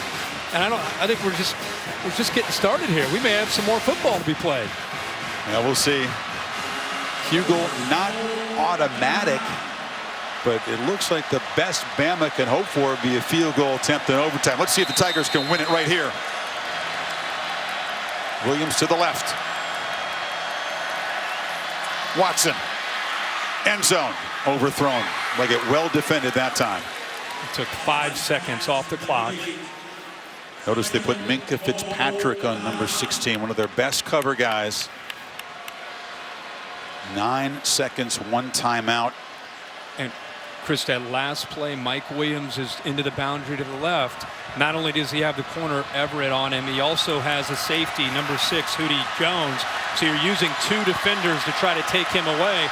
That should open up one-on-one opportunities off to the right, which includes Jordan Leggett, and also don't forget about Hunter Renfro, who's in that slot in the middle. Watson lobs it for the end zone. Williams is knocked down. Here comes a flag. Interference in the end zone. We'll put the ball at the 2-yard line. There are 6 seconds to play.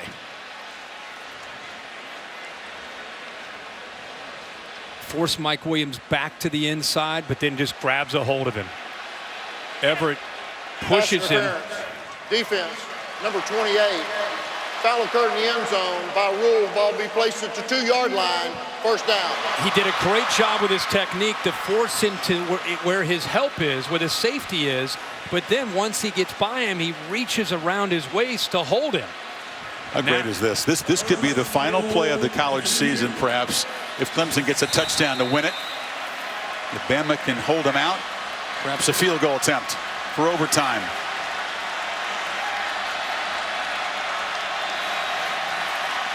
Watson, touchdown!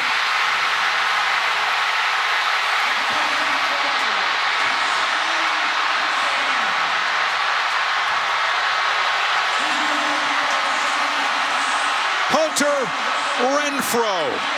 Little man makes another enormous play. 1 second remaining.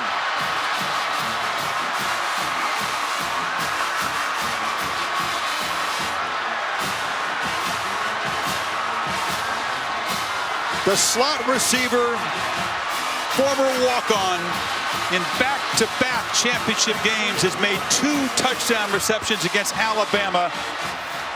They'll talk about that play in the Clemson Nation forever.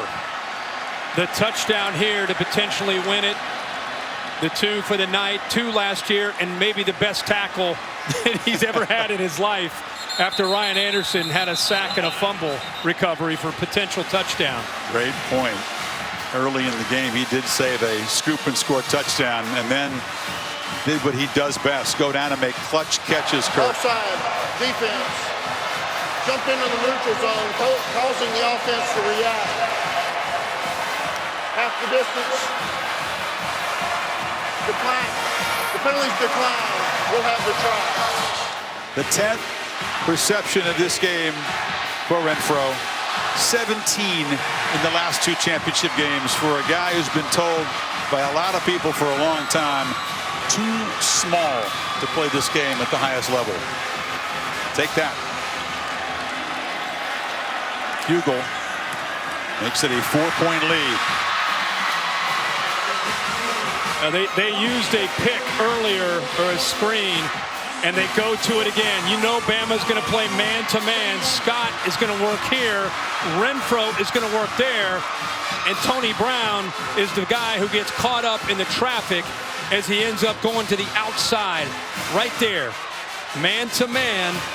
That's the way you attack man-to-man. With a man beater, they roll him to the right. And how fitting for Deshaun Watson, after everything he has meant to this program, throws a game-winning touchdown to Hunter Renfro. Once again, one of those pick/rub plays. It'll be very controversial.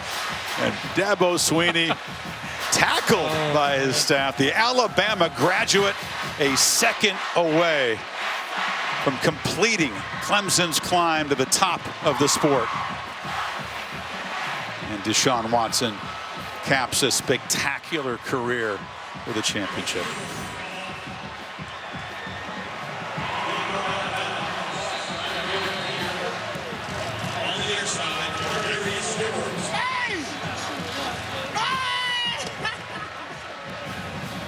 One final piece of business. Hugel just boots it along the ground. They fall on it. Clemson Tigers, new kings of college football.